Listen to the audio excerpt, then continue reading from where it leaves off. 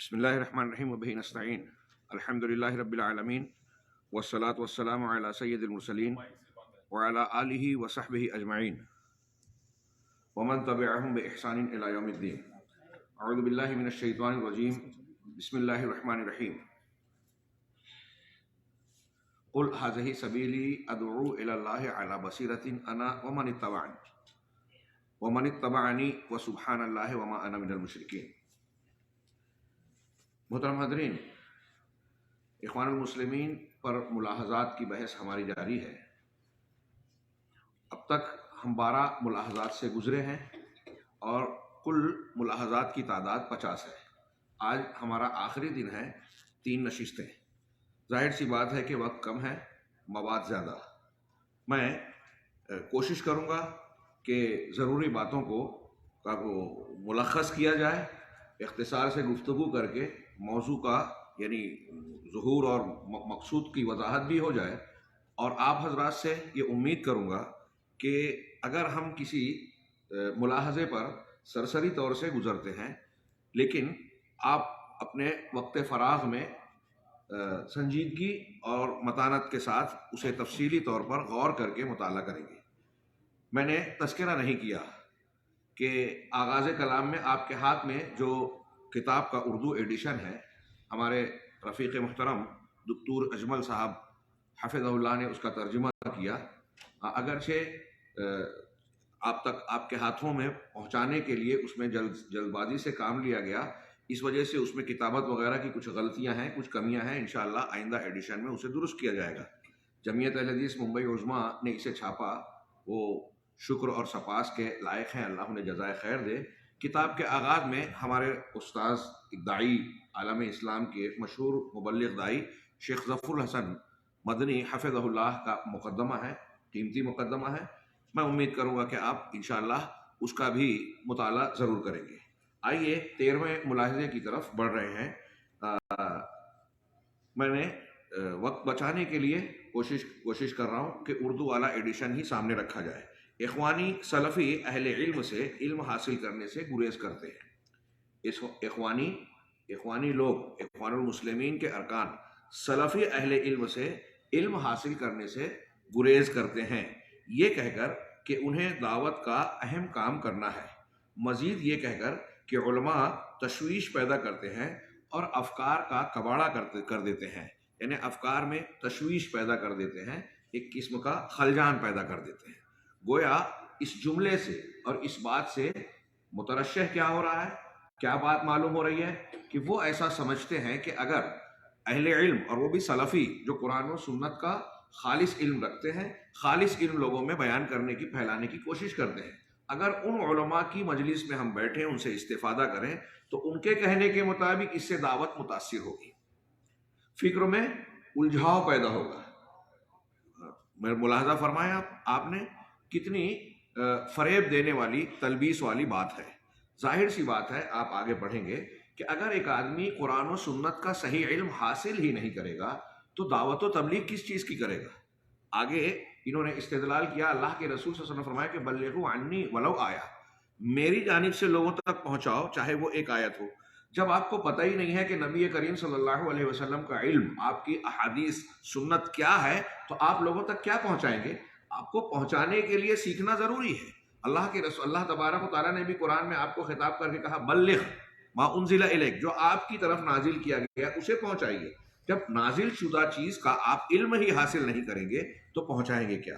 کتاب میں دیکھیے، میں کہتا ہوں ذرا سنبھل کر، علی رسلکم، آخر کون سی دعوت کامیاب ہو سکتی ہے اگر وہ صحیح علم اور درست منہج پر قائم نہ ہو؟ جب آپ نے سلفی علماء کا دروازہ دعات کے لیے بند کیا یا اپنے لیے بند کیا تو اس کی کا دروازہ آپ نے کھولا۔ ظاہر سی بات ہے کہ وہ لوگ ایسی چیزوں کو سیکھیں گے جو سلف سے منقول نہیں ہے، اور سلف کے طریقے، منہج اور عقیدے اور علم سے ہٹ کر جو کچھ حاصل ہوگا، ظاہر سی بات ہے کہ اس میں گمراہی ہوگی، انحراف ہوگا۔ ارشاد باری تعالیٰ ہے قل ھذہ سبیلی ادعو الی اللہ علی بصیرۃ انا ومن اتبعنی، کہہ دیجئے یہی میرا راستہ ہے، میں اللہ کی طرف بلاتا ہوں پوری بصیرت پر، میں اور وہ بھی جنہوں نے میری پیروی کی۔ ہاں اب اس میں آپ غور کیجئے، اللہ رب العالمین نبی صلی اللہ علیہ وسلم کو کہہ رہا ہے کہ آپ یہ اعلان کر دیجئے کہ میں اللہ کی طرف دعوت دے رہا ہوں. اس سے پہلے یہ آیت گزر چکی ہے کہ تنظیمات، حزبیات، گروہ بندی کی طرف نہیں، اللہ کی طرف، توحید کی طرف، لا الہ الا اللہ کی طرف. کیسے دعوت دے رہا ہوں؟ انا ادعو الی بصیرہ، بصیرت پر، یعنی علم کی بنیاد پر. یہ نبی کا طریقہ ہے، قرآن کی تعلیم ہے کہ دعوت دی جائے، اللہ کی طرف بلایا جائے تو علم اور بصیرت کی بنیاد پر، دلائل کی بنیاد پر دعوت دی جائے. جب آپ بصیرت حاصل ہی نہیں کریں گے تو آپ کی دعوت نہیں رہے گی، منہج رسول پر نہیں رہے گی. پھر اللہ تعالیٰ نے آگے یہ بھی کہا کہ انا ومن اتبعنی، یعنی یہ میرا بھی طریقہ ہے، نبی کا منہج اور طریقہ بھی یہی ہے کہ اللہ کی طرف دعوت دینا اور بصیرت پر دعوت دینا. بصیرت یعنی علم کی بنیاد پر. اور میرے متبعین کا بھی، یعنی وہ صحابہ اور صحابہ سے لے کر قیامت تک محمد رسول اللہ صلی اللہ علیہ وسلم کے منہج پر، قرآن کی اس تعلیم پر جو عمل کرے گا وہ بصیرت اور علم کی بنیاد پر دعوت کا کام کرے گا. چنانچہ شیخ نے سوال کیا آخر وہ کون سا علم ہوگا کہ اگر اس کا مصدر صحیح نہ ہو اور نہ ہی اس عالم کا منہج درست ہو. ایک آدمی دعوت دے رہا ہے، اس کا منہج صحیح نہیں ہے، یا پھر سلفی علماء کی بجائے کسی اور سے سیکھ رہا ہے، تو کیا ہوگا؟ ظاہر سی بات ہے کہ گمراہی پھیلائے گا آدمی ایسا، یہ علم صحیح اور دین صحیح نہیں پھیلائے گا. شیخ صالح آل الشیخ نے اخوانی منہج پر نقد کرتے ہوئے کہا کہ اخوانیوں کی یہ خصوصیت ہے کہ سنت کا احترام نہیں کرتے اور نہ ہی اہل سنت سے محبت کرتے ہیں اور نہ ہی ان کے لیے دعا کرتے ہیں. یہ جو ظاہری شکل صورت ہے یہ حقیقت کا اور ان کے منہج اور طریقہ کار، فکر اور عقیدے کا پتہ دیتی ہیں. ان چیزوں سے آدمی یہ فیصلہ کر سکتا ہے کہ ان کا طریقہ صحیح ہے یا غلط، تمیز کر سکتا ہے. ہاں اس کا تجربہ مجھے بعض اخوانیوں کے ساتھ رہ کر ہوا. چنانچہ آپ انہیں پائیں گے کہ اگر کوئی کتب ستہ میں سے، کتب ستہ جو ہمارے یہاں صحاح ستہ بھی عمومی عوام کہتے ہیں، اغلب صحاح ہونے کی بنیاد پر کتب ستہ زیادہ بہتر تعبیر ہے. بخاری، مسلم، ترمذی، ابن ماجہ، ابو داؤد، ان 6 کتابوں کو کتب ستہ کہا جاتا ہے. بعض لوگ ابن ماجہ کی جگہ موطا امام مالک کو شمار کرتے ہیں. تو ان کتب ستہ یعنی یہ عام طور سے مسلمانوں میں متداول ہے. اہل علم نے ان کی توثیق کی ہے. بخاری اور مسلم میں تو صحیح روایتیں ہیں، تمام روایتوں کے بارے میں کہا جاتا ہے. باقی میں اغلب صحیح ہیں یا معمول بہا ہے، مستدل حدیثیں موجود ہے، الا ماشاء اللہ کچھ تھوڑے سے استثناء کے ساتھ. تو بہرحال کتب ستہ کا علم جو ہے اللہ کے نبی صلی اللہ علیہ وسلم کی احادیث اور سنتوں کا ایک بہترین قابل اعتماد گویا مصدر مجموعہ ہے. اس کی تعلیم حاصل کرنا اللہ کے نبی صلی اللہ علیہ وسلم اور صحابہ کرام کے منہج، عقیدے، آداب، زندگی کے معاملات کے تعلق سے صحیح رہنمائی حاصل کرنا ہے. لیکن اگر آپ، شیخ کہہ رہے ہیں کہ اگر آپ ان کتابوں کا مطالعہ کر رہے ہیں، اور اس میں مثال کے طور پہ انہوں نے کہا کہ جیسے صحیح بخاری پڑھ رہا ہو یا کوئی ایسے مشائخ کی علمی مجالس میں شریک، ایسے مشائخ کی علمی مجالس میں شریک ہو رہا ہو جو کتب ستہ، کتب سنہ پڑھا رہے ہوں، تو وہ ان سے ڈراتے ہیں اور کہتے ہیں یہ تمہارے لیے مفید نہیں ہے، یہ نہ پڑھیں. ان علماء کو دیکھو، ان سے مسلمانوں کا کیا فائدہ ہوا. یہ علماء کی اس طریقے سے تنقیص اور تخفیف بھی کرتے ہیں، حالانکہ علماء ہی کی وجہ سے اہل علم کے آگے کلام آ رہے ہیں. دین زندہ ہے، اللہ رب العالمین نے زندہ رکھا. یعنی یہ کتب سنہ کو نہ تو پڑھتے ہیں اور نہ ہی ان علماء کی صحبت اختیار کرتے ہیں، چہ جائے کہ نہ ان سے استفادہ کرتے ہیں. چہ جائے کہ اصل الاصول ہے اسے اختیار کریں، یعنی عقائد کی تعلیم اختیار کریں، اس کو چھوڑ دیتے ہیں. یہ بہت بڑی حرمہ نصیبی اور محرومی ہے. آپ علماء کا کلام سنیں جو امت کو حصول علم پر ابھارتے ہیں، بطور خاص دعوت کے میدان میں کام کرنے والوں کو. اور یہ کہ کوئی عمل صحیح نہیں ہے بغیر علم کے. آپ کو یہ معلوم ہوگا یہ علماء کے کلام ہی سے نہیں، قرآن و سنت کی صاف صاف نصوص سے پتہ چلتا ہے. اسی طرح کوئی دعوت درست نہیں ہو سکتی بغیر علم کے، اور صاف ستھرے علم کا حصول ممکن نہیں ہے جب تک اسے صحیح منہج والے اہل علم سے حاصل نہ کیا جائے. فَاسْأَلُوا أَهْلَ الذِّكْرِ إِن كُنتُمْ لَا تَعْلَمُونَ. کل یہ آیت ذکر ہوئی لیکن اس پر گفتگو نہیں ہو سکی. اختصار کے ساتھ میں عرض کروں، اللہ تعالیٰ حکم دے رہا ہے کہ اہل ذکر سے سوال کیجئے اگر آپ نہیں جانتے. علم نہیں ہے تو اہل ذکر کون ہے؟ اِنَّا نَحْنُ نَزَّلْنَا الذِّكْرَ. اللہ نے الذکر کو نازل کیا، قرآن اور قرآن کی تفسیر، حدیث جو بیان قرآن ہے. ثُمَّ إِنَّ عَلَيْنَا بَيَانَهُ. قرآن نے ہی کہا. تو قرآن اور بیان قرآن یہ جو ہے صحیح علم ہے. ذکر ہے، اسی کو الذکر کہا گیا۔ اب اللہ رب العالمین نے کہا کہ اہل ذکر یعنی قرآن و سنت کے جاننے والوں سے سوال کرو۔ اللہ تعالیٰ نے علماء کو علم کے حاصل کرنے کا مرجع قرار دیا ہے، ملاحظہ ہو، ہاں، یہ علماء سے ہی سیکھا۔ اگر صرف کتاب پر آپ اکتفا کر رہے ہیں کافی نہیں ہے۔ آج کل کچھ لوگ گوگل اور نیٹ وغیرہ سے کچھ روایتوں کو، کچھ تحریروں کو دیکھ کے سمجھتے ہیں کہ ہم اس معاملے میں فتویٰ دینے کے لائق ہو گئے، اس معاملے میں ہاں ہم علماء سے بے نیاز ہو گئے۔ بہت بڑی غلط فہمی اور گمراہی کا باب ہے، اور یہ ہم دیکھ رہے ہیں کہ اس کی بنیاد پر عقائد و افکار میں دین کے معاملے میں کیسی افراتفری پھیلی ہوئی ہے۔ لوگ علم کے حصول کے لیے آداب علم، حصول علم کے اصولوں کا لحاظ نہیں کرتے، اور اس عدم لحاظ کی ایک بہت بڑی وجہ یہ فکر ہے جو اخوانی منہج کے ذریعے سے فروغ پاتی ہے، جو جمہوریت اور خارجیت کے مزاج کے تحت عوام کے ذہن و دماغ میں بسائی جاتی ہے۔ چنانچہ کہہ رہے ہیں کہ جب تک اسے صحیح، جنہوں نے وہ اہل علم جو صحیح منہج والے ہیں، انہوں نے اس کے حصول میں اپنی زندگی گنوا دی، اور جس کے طلب میں ان کے بال سفید ہو گئے، اور وہ کون ہیں؟ وہ علماء سلفیین ہیں جو صرف کتاب و سنت کے راستے پر چلتے ہیں۔ اس طرح کبار علماء سے دور ہو کر گروہ بندی کرنے والے چھوٹے علماء سے علم حاصل کرنا گمراہی ہے۔ کبار علماء کو چھوڑ کر چھوٹے علماء، نوآموز لوگوں سے علم حاصل کرنا یا ان پر اعتماد کرنا، یہ بھی گمراہی ہے۔ یہ نبی صلی اللہ علیہ وسلم کے قول کے بمصداق ہے کہ ان من اشراط الساعہ ان یلتمس العلم عند الاصاغر۔ قیامت کی نشانیوں میں سے ایک نشانی یہ ہے کہ لوگ چھوٹے لوگوں سے، اصاغر سے علم حاصل کریں گے۔ ہاں، یہ اس میں حوالہ چھوٹ گیا ہے، ہاں عربی میں اس کا حوالہ دیا ہوا ہے۔ اس کو امام ابن مبارک نے اپنی کتاب الزہد میں نقل کیا ہے، اور امام لالکائی نے شرح و اعتقاد اہل سنہ والجماعہ میں نقل کیا ہے۔ اس روایت میں ابن لہیہ ہے، لیکن ابن لہیہ کی وہ روایتیں مخدوش مانی جاتی ہیں جو ان کی کتب خانے کے جل جانے کے بعد روایت کی جاتی ہے۔ علامہ ابن مبارک نے ان کی کتب خانے کے کتابوں کے جلنے سے پہلے اسے روایت کیا، لہذا یہ معتبر ہے۔ شیخ آگے کی روایت دیکھیے کہ حضرت عبداللہ ابن مسعود کہتے ہیں بعض اہل علم نے چھوٹوں کی تفسیر اہل بدعت سے کی ہے۔ یہاں حدیث میں جو کہا گیا کہ بڑوں کو چھوڑ کر چھوٹے علماء سے، چھوٹے علماء سے مراد یہاں کون لوگ ہیں؟ اگر قرآن و حدیث کا علم رکھنے والا کوئی چھوٹا بھی ہے تو اس کا یہ مطلب نہیں ہوا کہ اس کو بالکل ترک کر دیا جائے، وہ استفادہ کیا جا سکتا ہے اس سے، لیکن جو ہے اس کو مقام اور مرتبہ دیا جائے گا، اور کبار علماء اس کو ان کا مقام دیا جائے گا۔ لیکن یہاں اس روایت میں جو اصاغر کا لفظ آیا تو بعض علماء کہتے ہیں کہ یہاں اصاغر سے مراد یہ نہیں ہے کہ چھوٹے علماء مطلب درجے کے اعتبار سے، بلکہ اس سے مراد اہل بدعت ہے۔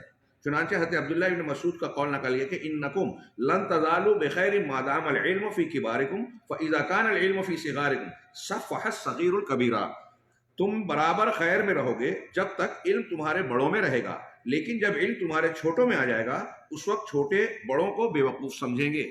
ظاہر سی بات ہے کہ جو صحیح علم والا، جو ہم چھوٹا بڑا سمجھ رہے ہیں لفظوں کے اعتبار سے، صحیح علم والا چھوٹا بھی ہوگا تو بڑے کا احترام کرے گا، وہ بیوقوف نہیں سمجھے گا، بلکہ اس کو زیادہ سمجھ میں آئے گا کہ یہ بڑا عالم ہے۔ تو جو بڑے کو بیوقوف سمجھتا ہے وہ کون ہے؟ وہ آدھے ادھورے علم والا ہے، وہ منہج سے ہٹا ہوا ہے، وہ بدعتی ہے۔ آج ہمارے یہاں گلیمر کی دنیا میں بردرز وغیرہ کے صف میں ہم دیکھتے ہیں کہ وہ اور ان کے معاونین اور بعض ایسے جو نام آ رہے ہیں، وہ اہل علم کی تنقیص اور تخفیف کرتے ہوئے علماء کے مقام کا انکار کرتے ہیں، لوگوں کو ان سے متنفر کرتے ہیں، ان سے جو ہے دور کرنے کی کوشش کرتے ہیں۔ یہ ٹھیک اخوانی منہج ہے، بلکہ اخوانیت کے ساتھ ساتھ میں ایسا مانتا ہوں، بلکہ آپ غور کریں کہ تمام اہل بدعت کا یہ منہج ہے کہ وہ حقیقی اور صحیح علم رکھنے والوں سے لوگوں کو دور کرنا چاہتے ہیں، کیونکہ وہ یہ جانتے ہیں کہ جب صحیح علم لوگوں تک پہنچے گا تو ان کی بدعت و خرافات کا رواج تھم جائے گا اور ان کی دکان بند ہو جائے گی۔ آگے علامہ ابن جوزی رحمہ اللہ نے طالب علم کو نصیحت کرتے ہوئے کہا اپنی قیمتی اوقات کا استغلال یعنی فائدہ اٹھاتے ہوئے کبار علماء کے پاس حصول علم کے لیے کوشش کرو۔ امام حنیفہ رحمہ اللہ نے کہا کہ بڑوں کی مجلس میں بیٹھو، علماء کی صحبت اختیار کرو، حکماء کے پاس رہو۔ سیدنا ابو الدرداء صحابی رسول ہیں رضی اللہ عنہ، انہوں فرماتے ہیں من فقہ الرجل ممشاہ و مدخلہ و مخرجہ من مع اہل العلم، آدمی کی فہم و فراست میں یہ شامل ہے کہ اس کا چلنا، اس کا جانا اٹھنا بیٹھنا آنا جانا اہل علم کی مجلس میں ہو، ان کے ساتھ ہو، ہاں، حضرت ابو دردہ ہی کہتے ہیں، ترجمہ دیکھیے کہ کیا ہو گیا ہے کہ تمہارے علماء جا رہے ہیں مگر تمہارے نادان علم نہیں سیکھتے۔ علم سیکھو قبل اس کے کہ اسے اٹھا لیا جائے، کیونکہ علم کا اٹھ جانا علماء کا جانا ہے۔ جیسے جیسے علماء کم ہوں گے علم کم ہوگا۔ یہ بخاری مسلم میں نبی کریم صلی اللہ علیہ وسلم سے مروی روایات میں موجود ہے۔ امام وقی رحمہ اللہ نے فرمایا کہ علم دین حاصل کرنے کے لیے ضروری ہے کہ ایک استاذ ہو۔ سمجھنے کی بات ہے، استاد سے علم حاصل کرنا چاہیے۔ صرف کتاب، صرف گوگل یا نیٹ وغیرہ سے پر اکتفا کرنا یہ عالم ہونے کے لیے کافی نہیں ہے۔ اس سے پڑھی ہوئی معلومات پر اعتماد کرنا یہ کبھی کبھی خطرناک ہو سکتا ہے اور ہو رہا ہے۔ جس سے ایک استاد ہو جس سے پڑھے، مشکل عبارتوں کی تفسیر کے لیے اس سے رجوع کرے، اجتہاد کے طریقوں کو اس سے سیکھے تاکہ صحت و فساد کے درمیان فرق کر سکے، کیا صحیح ہے کیا غلط ہے۔ ہاں، اس روایت کا اصل مفہوم کیا ہے۔ اگر استاذ کے بغیر آدمی پڑھتا ہے تو اس سے محروم ہو سکتا ہے اور معنی غلط سمجھ سکتا ہے، اور جو صحیح چیز ہے اس کو غلط اور غلط کو صحیح سمجھ سکتا ہے۔ یہ بہت ہی خطرناک بات ہوگی۔ امام ابو حنیفہ رحمہ اللہ نے کہا گیا کہ مسجد میں ایک حلقہ ہے جہاں لوگ فقہ سیکھ رہے ہیں۔ پوچھا ان کا وہاں کوئی استاذ ہے؟ عرض کیا نہیں۔ کہا یہ لوگ کبھی عالم نہیں بن سکتے۔ امام حنیفہ رحمہ اللہ کا یہ قول اس زمانے کا ہے، الفقہ والمتفقہ، اس کتاب کے حوالے سے انہوں نے نقل کیا۔ ابو نعیم نے کہا کہ میں ظفر کے پاس سے گزرتا اس حال میں، اس قول کو چھوڑ کے ہم آگے بڑھتے ہیں، کچھ اشعار نقل کیے گئے ہیں آگے صفحہ نمبر 129 پر دیکھیے۔ یہ آپ مطالعہ کر لیجئے گا، علم کی فضیلت میں اور میں بیان کردہ یہ اقوال اور اشعار ہیں۔ شیخ عبداللطیف ابن عبد الرحمن رحمہ اللہ نے کہا کہ جو دعوت کے میدان میں جانا چاہے اسے چاہیے کہ وہ پہلے علم سیکھے اور علماء کی صحبت اختیار کرے تاکہ حجت و دلیل کے ساتھ دعوت کا کام کرے۔ یہ ملاحظات میں اس بات کو آپ سرسری طور سے نہ دیکھیں، ہو سکتا ہے کہ اس میں آپ کو تھوڑا خشکی محسوس ہو رہی ہو، لیکن یہ بہت اہمیت کا حامل معاملہ ہے۔ آج دعوت کے میدان میں ایسے لوگوں کی کثرت اور بھیڑ ہوتی جا رہی ہے جو حقیقی معنی میں علماء نہیں ہے۔ اگر عالم نہیں ہے، یہاں یہ استدلال کرتے ہیں کہ اللہ کے رسول صلی اللہ علیہ وسلم نے کہا نا کہ بلغوا انی ولو آیا، اور کہا اللہ تعالیٰ کا کنتم خیر امۃ اخرجت، تو ہر شخص داعی ہو سکتا ہے۔ بالکل صحیح بات ہے۔ اللہ کے رسول صلی اللہ علیہ وسلم کا جو فرمان ہے کہ اگر ایک آیت بھی ہو تو لوگوں تک پہنچاؤ۔ اگر آپ کو ایک آیت کا علم ہے تو ہم کہتے ہیں کہ وہ ایک آیت ہی پہنچائیں۔ آپ جس میدان کے ہیں اس میدان کی بات کریں۔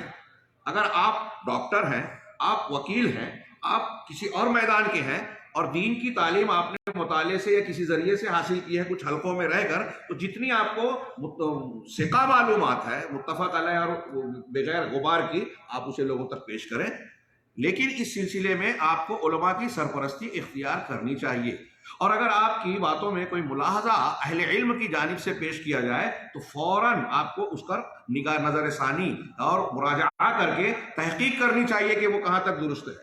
اس لیے علماء نے کہا کہ اگر کوئی شخص دعوت و تبلیغ کا کام جو اس کے علم اور معلومات کے اعتبار سے کر بھی رہا ہے تو پہلے تو اپنے میدان کا لحاظ رکھے، دوسرے سب سے اہم بات یہ ہے کہ علماء کی سرپرستی لازم رکھے۔ یہ آج کے ماحول میں جو جمہوریت والا مزاج لوگوں کا بنا ہوا ہے، یہاں تک کہ بہت سارے اہل الحدیث کا بھی، وہ اس کو قبول کرنے کے لیے تیار نہیں ہے۔ ایک قسم کی، میں نے اپنے بعض خطابات میں شبہات کے فتنے میں ایک جملہ کہا، کچھ لوگوں نے اس پر استفسار کیا، میں نے اس کی وضاحت بھی کی کہ آج کا جو جمہوری ماحول ہے اور جو میڈیا اور اظہار رائے کو خوب اچھالا گیا، اس کا یہ نتیجہ ہم دیکھتے ہیں کہ گھر گھر میں خارجیت کا ایک جراثیم موجود ہے، گھر گھر میں۔ یہ اخوانی اور یہ لوگ تو خیر اس کے علم بردار ہیں ہی عقیدے تک معاملے میں، تکفیری وغیرہ معاملے میں۔ ہمارے یہاں جو اس کے مخالف ہیں سلفی حضرات اہل الحدیث، ان کے یہاں بھی کچھ نہ کچھ گرد و غبار ماحول کے یہ اثرات نظر آتے ہیں۔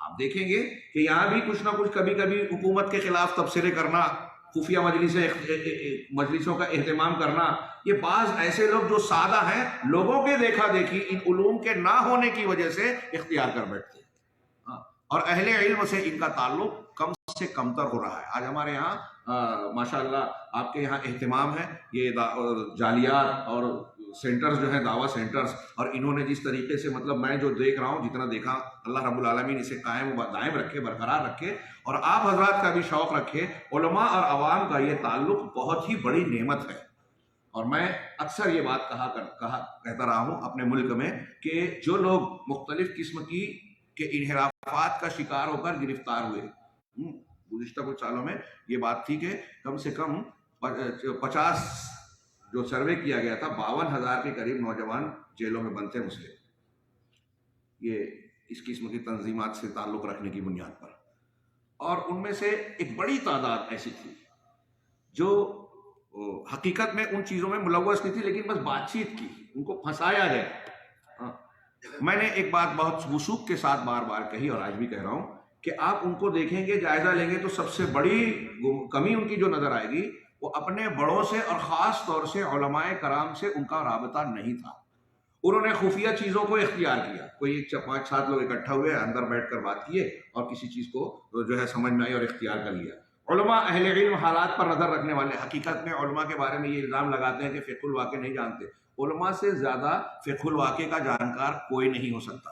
شیخ الاسلام علامہ ابن تیمیہ کی ایک لمبی چوڑی عبارت کا حاصل اور وہ ہے، اور اس کے علاوہ بھی آپ سمجھ سکتے ہیں کہ جو جتنا قرآن و حدیث کو جانے گا وہ حالات کا تجزیہ اور اس کا فہم اتنا زیادہ دوسروں کے مقابلے میں رکھے گا۔ یہ کوئی زبردستی کا تبصرہ یا مبالغہ آرائی نہیں ہے، یہ حقیقت پر مبنی بات ہے کہ اللہ تبارک و تعالیٰ کے کلام اور سنت کی، علامہ ابن تیمیہ کہتے ہیں کہ آپ دیکھ لیجئے کہ قرآن و حدیث سے، آپ سائنٹسٹوں اور فلاسفہ میں دیکھیے، فلسفہ اور منطق کی تعلیم حاصل کرنے والے مسلمان بہت سارے فلاسفہ گمراہی کا شکار ہوئے۔ علامہ ابن تیمیہ کہتے ہیں کہ اگر آپ دیکھیں کہ غیر مسلم فلاسفہ مناطقہ جو ہے، سائنٹسٹ اور دوسرے آج کے زمانے میں اور اس زمانے میں فلاسفہ مناطقہ، علم حیات کے ماہرین، ان کو غیر مسلموں کو دیکھیے اور مسلمانوں کو دیکھیے۔ شیخ الاسلام کہتے ہیں کہ جو مسلمان فلسفی ہے وہ اگرچہ گمراہ ہو گیا ہے، لیکن قرآن و حدیث اور دین اسلام سے تعلق کی بنیاد پر وہ زیادہ حق اور ثواب کے قریب نظر آئے گا، اس کے ہاں زیادہ شعور نظر آئے گا، اس کی فقہ اور اس کی سمجھ بوجھ دوسروں کے مقابلے میں زیادہ اونچی نظر آئے گی۔ کیوں؟ یہ قرآن و حدیث کی برکت سے، قرآن و حدیث کی تعلیم اس کو حقیقت اور فطرت سے جوڑتی ہے، سچائیوں سے جوڑتی ہے۔ لہٰذا گمراہیاں ہو جانے کے باوجود جس آدمی کے پاس جتنا قرآن و حدیث کا علم رہے گا وہ فقہ الواقع کا اتنا زیادہ واقف کار اور گہرا علم اور بصیرت رکھنے والا ہوگا۔ بہت اہم بات ہے، غور کیجیے۔ قرآن و حدیث سے دینداری تو آتی ہی ہے، دنیا داری کی بھی صحیح پرکھ آتی ہے۔ چنانچہ شیخ عبداللطیف کے اس جملے پر مزید پھر سے غور کیجیے، کیونکہ کوئی شخص اگر دعوت کے میدان میں جانا چاہتا ہے تو اسے چاہیے کہ وہ پہلے علم سیکھے اور علماء کی صحبت اختیار کرے تاکہ حجت و دلیل کے ساتھ دعوت کا کام کرے، کیونکہ کسی پیشے کو وہی جانتا ہے، پیشے یعنی اس کام کے در و بست کو، اس کے طریقہ کار کو جو اسے سیکھتا ہے، اور علوم کو وہی سیکھتا ہے جو اہل علم سے علم کو حاصل کرتا ہے۔ شاعر کہتا ہے ایسا نہیں ہے کہ جو بھی بلندی چاہے اسے بھی مل جائے، اسے وہ مل ہی جائے، اور نہ ہی ہر شخص ماہر ہوتا ہے۔ شیخ عمر بن سلیم نے کہا کہ شیطان کی چال میں سے یہ بھی ہے کہ اس نے انہیں طلب علم سے روک دیا۔ بس یہ علماء پر چاپلوسی اور بدزنی کا الزام لگاتے ہیں اور ان سے علم حاصل نہیں کرتے، اور یہی علم نافع سے محرومی کا سبب ہے، کیونکہ علماء ہی انبیاء کے وارث ہیں۔ چنانچہ جو ان سے علم لینے میں بخیلی کرے گا وہ سید المرسلین کی میراث میں بخیلی کرے گا، اور علماء اللہ کے دین پر امانت دار ہیں، اس لیے ہر شخص پر واجب ہے کہ وہ انہی سے علم حاصل کرے، کیونکہ عام مسلمانوں پر ضروری ہے کہ وہ علماء سے سوال کریں اور ان کی بات مانیں۔ یہ جو جملہ آخر کہا یہ اسی آیت کا گویا حکم ہے جو اللہ نے کہا فَاسْأَلُوا أَهْلَ الذِّكْرِ، اہل ذکر سے پوچھو، سوال کرو۔ اب ایک آدمی اہل ذکر سے قرآن و حدیث کو پوچھتا ہے، جیسے ہمارے یہاں بھی کسی طالب نے شاید دمہ میں سوال کیا تھا کہ مقلدین کہتے ہیں کہ آپ لوگ کہتے ہو تقلید نہیں کرنا ہے، لیکن آپ بھی تو اپنے علماء سے پوچھنے کی بات کرتے ہو، تو پھر وہ تو علماء کے مقلد ہو گئے۔ میں نے کہا کہ علماء سے جب سوال کرتا ہے سوال کرنے والا دین کے بارے میں، تو پہلے تو اللہ کے حکم پر عمل کر رہا ہے کہ اللہ کہہ رہا ہے فَاسْأَلُوا أَهْلَ الذِّكْرِ، جب اللہ کے حکم پر عمل کر رہا ہے تو یہ تقلید نہیں ہوئی، ایک بات۔ دوسرا یہ کہ اہل ذکر سے پوچھ رہا ہے تو ان کی رائے نہیں پوچھ رہا ہے۔ ہمارے یہاں مزاج یہ نہیں ہے کہ آپ کی رائے کیا ہے، یا رائے بتا دی کسی عالم نے تو اب شیخ مختار کو میں اتنی زیادہ عزت کرتا ہوں، ٹھیک ہے، لیکن اتنی عزت کروں کہ اب وہ جو بھی مسئلہ بتائے حلال و حرام کہے میں اسے تسلیم کر لوں۔ یہ مزاج، یہ مقام ہم نے یہاں تو کیا ائمہ کرام کو نہیں دیا، کہ اللہ تعالیٰ کا یہ فرمان ہے کہ کسی کو یہ حق نہیں ہے اللہ کے حلال کی ہوئی چیز کو حرام کرنا، نبی کا اختیار نہیں، نبی نہیں کر سکتا، تو بعد کے علماء کا کیا مقام، کیا معاملہ۔ نبی کریم صلی اللہ علیہ وسلم کی شریعت کے بارے میں آپ کا فرمان ہے کہ موسیٰ بھی اگر زندہ ہو تو میری شریعت اور میرے احکامات کی پابندی ان پر لازم ہوگی اب، نبی نبوت محمدیہ کے پیریڈ میں، تو سوال ہی نہیں اٹھتا کہ ہم کسی عالم کو یہ مقام دیں. چنانچہ جب ہم کہتے ہیں کہ سوال پوچھے عالم سے آدمی، تو کیا پوچھتا ہے ہمارے یہاں؟ قرآن و حدیث کی روشنی میں جواب دیجیے. یا کس سے پوچھتا ہے؟ جو قرآن و حدیث کے جاننے والا ہو. تو کیا سوال کرتا ہے کہ دین کا اس سلسلے میں کیا حکم ہے، قرآن و حدیث کا کیا حکم ہے. اب اگر عالم یہ جواب دیتا ہے کہ اللہ کا یہ فرمان ہے، رسول اللہ صلی اللہ علیہ وسلم کا یہ ارشاد ہے، اس حکم میں یہ فیصلہ ہے، یہ سنت ہے، اور وہ پوچھنے والا کتنا بھی جاہل ہو عالم کے اس جواب کو تسلیم کرتا ہے، تو وہ عالم کی بات کو نہیں مان رہا ہے. اچھی طرح دھیان دیجیے، بڑی پیاری بات. ایک جملہ اچھی طرح اس میں سمجھیے، آپ سمجھا سکیں گے انشاءاللہ. کہ اگر میں کہتا ہوں، اگر میں یہ کہوں کہ سود حرام ہے، تو یہ میری بات ہے، یہ صحیح بھی ہو سکتی ہے، غلط بھی ہو سکتی ہے. غلط ہے تو رد کی جائے گی. میری سے مطلب صرف میں نہیں، دنیا کا کوئی بھی عالم. لیکن اگر کوئی عالم یہ کہتا ہے کہ اللہ تعالیٰ نے قرآن میں کہا ہے کہ سود حرام ہے، وَأَحَلَّ اللَّهُ الْبَيْعَ وَحَرَّمَ الرِّبَا، اللہ نے ربا کو حرام کیا، قرآن میں اللہ نے یہ کہا ہے. اب میں نے یہ کہا کہ اللہ نے قرآن میں کہا اور آپ نے اسے نہیں مانا، تو آپ گنہگار ہوں گے، کیونکہ اب میری بات نہیں ہے، یہ اللہ کی بات ہے. اللہ کی بات میں نے نقل کی، رسول کی بات جب نقل کی تو یہ شریعت ہے. اپنی بات نقل کی، امام ابو حنیفہ کی، امام شافعی کی، امام مالک کی، امام بخاری کی، ان کی اپنی رائے نقل کی. یہ شریعت نہیں ہے. شریعت کے موافق ہو سکتی ہے، مخالف ہو سکتی ہے. یہ موٹی سی بات اگر آپ کو سمجھ جائیں تو میں سمجھتا ہوں کہ جو لوگ تقلید پر اصرار کرتے ہیں وہ بھی یہ ماننے پر مجبور ہوں گے کہ واقعی یہ بات بالکل معقول قرآن و سنت کی تعلیمات کے عین مطابق ہے، اور اس اعتبار سے کسی کے لیے مکمل تقلید کی کہیں گنجائش ہے ہی نہیں.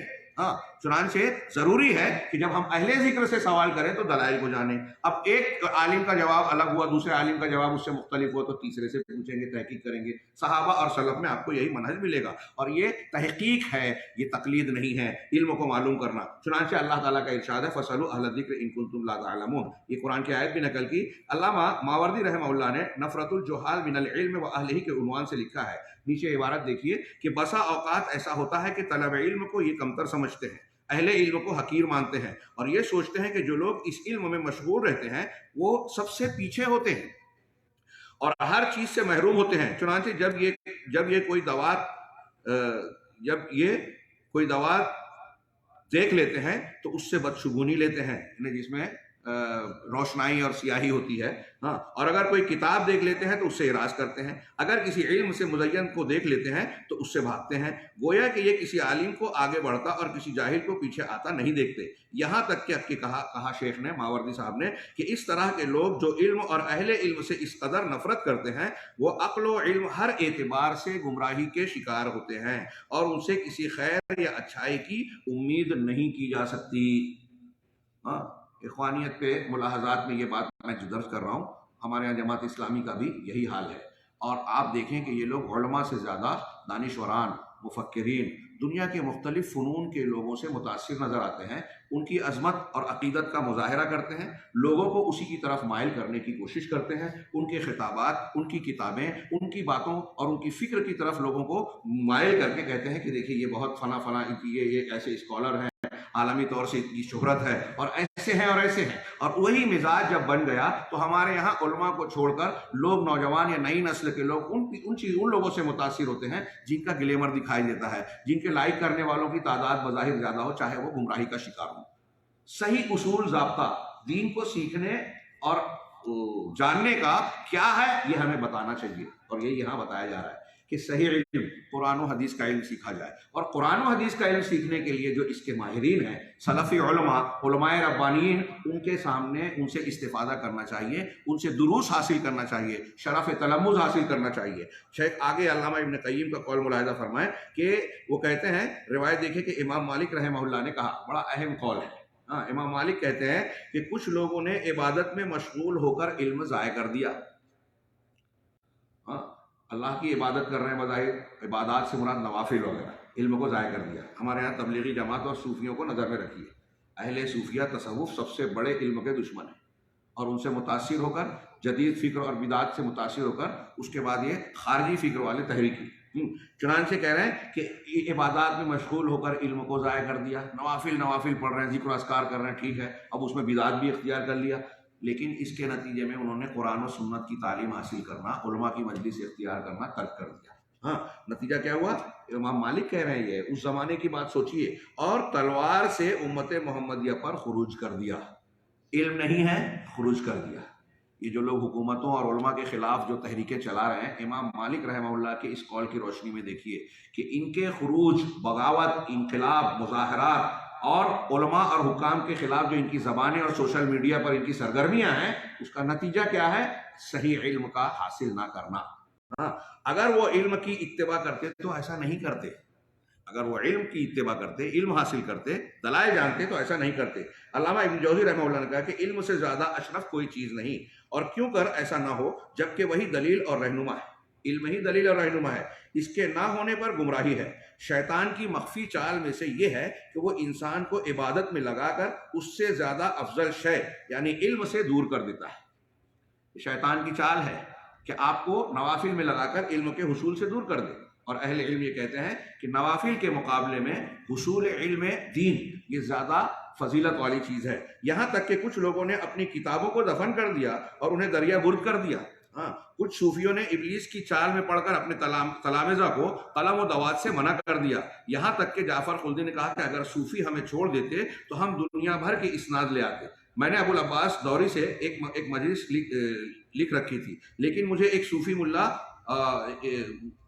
اور کہا ورقے کا علم چھوڑ کر خرقے کا علم حاصل کرو۔ صوفی صاحب نے کہا کہ ورقہ یہ کاغذ قلم چھوڑو، اور یہ ہمارے یہاں خرقہ یعنی جو یا تو لباس کا خرقہ یا خرقے عادت والا، یہ اب طریقہ اختیار کرو مراقبے کا، ذکر و اذکار کا، صوفیہ کے طریقے کا۔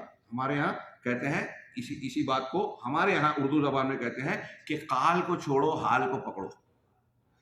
قال اللہ قال رسول، اللہ نے کہا رسول نے کہا، ارے یہ سب چھوڑو، قال اللہ قال رسول، حال ذکر و اذکار کرو، مراقبہ کرو، اس میں تم کو روشنی نظر آئے گی، اس میں تمہیں یہ نظر آئے گا، تو قال چھوڑو، یہ علم کی بات قال ہے، یہ حال ہے، پریکٹیکل ہے۔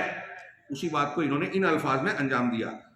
تو اس سے ایک دوسرے صوفی نے کہا کہ بھائی اپنی شرمگاہ چھپا لو، اور شبلی کا ایک شعر پڑھا کہ جب انہوں نے مجھ سے ورقے کا علم طلب کیا تو میں نے ان پر خرقے کا علم ظاہر کیا، اور یہ ابلیس کی مخفی چال میں سے ہے، اور ابلیس کا گمان ان پر سچ ثابت ہوا۔ یہاں ضمناً شیخ نے کہا کہ اگر ہم حسن ظن رکھتے ہوئے، یہ شاید اس میں نہیں ہے، عبارت چھوٹ گئی، کہ اگر حسن ظن رکھتے ہوئے یہ کہیں کہ دریا برد کتابوں کو اس لیے کیا، کسی نے دریا میں اپنے کتابوں کو ڈال دیا جیسا کہ شیخ نے ذکر کیا، تو حسن ظن رکھتے ہوئے ہم یہ کہیں کہ ان کتابوں کو اس لیے دریا میں ڈالا کہ اس میں ان کی رائے ہے، علماء کی رائے ہے، قرآن حدیث سے ہٹ کر علم ہے، تو قدر غنیمت ہے کہ اس طرح وہ غلط چیزوں سے بچنے کے لیے ایسا کر رہا ہے۔ اور سلف کا ایک طریقہ ہے کہ غلط کتابوں سے لوگوں کو بچایا جائے۔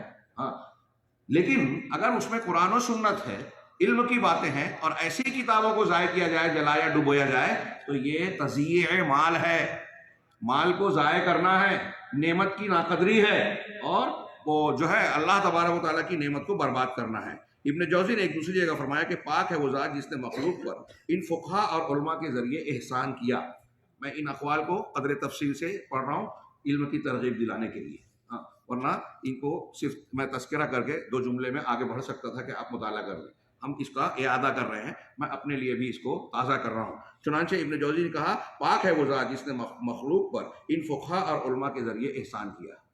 دیکھیے عبد الرحمن ابن جوزی کر رہے ہیں، علماء کو نعمت سمجھیں، فقہا اور دین کی سمجھ رکھنے والے سب سے بڑی نعمت ہے ہمارے سماج میں۔ بعض علماء نے لکھا، میں نے کئی دروس میں ذکر کیا کہ جس طرح کسی بستی میں آپ بستے ہیں وہاں طبیب اور ڈاکٹر کی ضرورت ہوتی ہے، اگر وہاں نہ ہو تو بہت بڑا مسئلہ مانا جاتا ہے۔ اس سے بڑھ کر یہ مسئلہ ہے کہ آپ کسی ایسی بستی میں سکونت اختیار کریں جہاں صحیح علم رکھنے والا عالم نہ ہو۔ اگر ایسی بستی میں نہیں ہے تو بعض علماء کا کہنا ہے کہ آپ پر لازم ہے کہ ایسی بستی سے آپ ہجرت کر جائیں، وہ بستی میں نہ رہیں جہاں عالم دین آپ کی رہنمائی کرنے کے لیے موجود نہ ہو، کیونکہ یہ روحانی بیماریوں کا علاج کرنے والے ڈاکٹر ہے، صحیح رہنمائی کرنے والا۔ اگر آپ ایسے علماء سے نہ، کتنی بستیاں ایسی علماء سے، اگر علماء ربانیین سے کوئی بستی خالی ہے تو بعض اہل علم کہتے ہیں کہ وہاں رہنا جائز نہیں ہے، رہنا ہی نہیں چاہیے۔ تو شیخ کہہ رہے ہیں کہ شیطان کی یہ چال ہے کہ یہ علماء کا وجود جو ہے احسان ہے، جنہوں نے شریعت کو سمجھا اور اللہ نے انہیں اس کا بہتر بدلہ دیا۔ شیطان ان سے خوف کھا کر بھاگتا ہے کیونکہ انہیں یہ کوئی تکلیف نہیں پہنچا سکتا۔ علماء کو یہ تو صرف جاہلوں اور علماء اس کے کاج کو تکلیف پہنچا سکتے ہیں. یہ تو صرف جاہلوں اور کم فہم لوگوں سے کھیلتا ہے، اور اس کی سب سے بڑی چال یہی ہے کہ وہ لوگوں کو اس بات پر قانع کر دیتا ہے، قناعت میں مطمئن کر دیتا ہے کہ وہ علم کو چھوڑ دیں. اسی پر وہ نہیں چھوڑتا، بلکہ ان پر اس طرح غالب آ جاتا ہے کہ وہ ان علم میں مشغول رہنے والوں پر رد و قضا کرنے لگتے ہیں. جو لوگ علمی کام کرتے ہیں تو یہ جاہل لوگ ان پر اعتراض کرتے ہیں، تنقیدوں کے تیر برساتے ہیں. جبکہ اللہ کے رسول صلی اللہ علیہ وسلم فرمایا کہ بلغوا انی ولو آیا، میری بات پہنچاؤ اگرچہ ایک ہی آیت کیوں نہ ہو. اور جبکہ آپ کے رب نے آپ سے فرمایا بلغ، تبلیغ کرو. چنانچہ اگر وہ علم حاصل نہیں کرے گا تو شریعت کو لوگوں تک پہنچائے گا کیسے؟ زاہد کبیر بشیر الحافی سے مروی ہے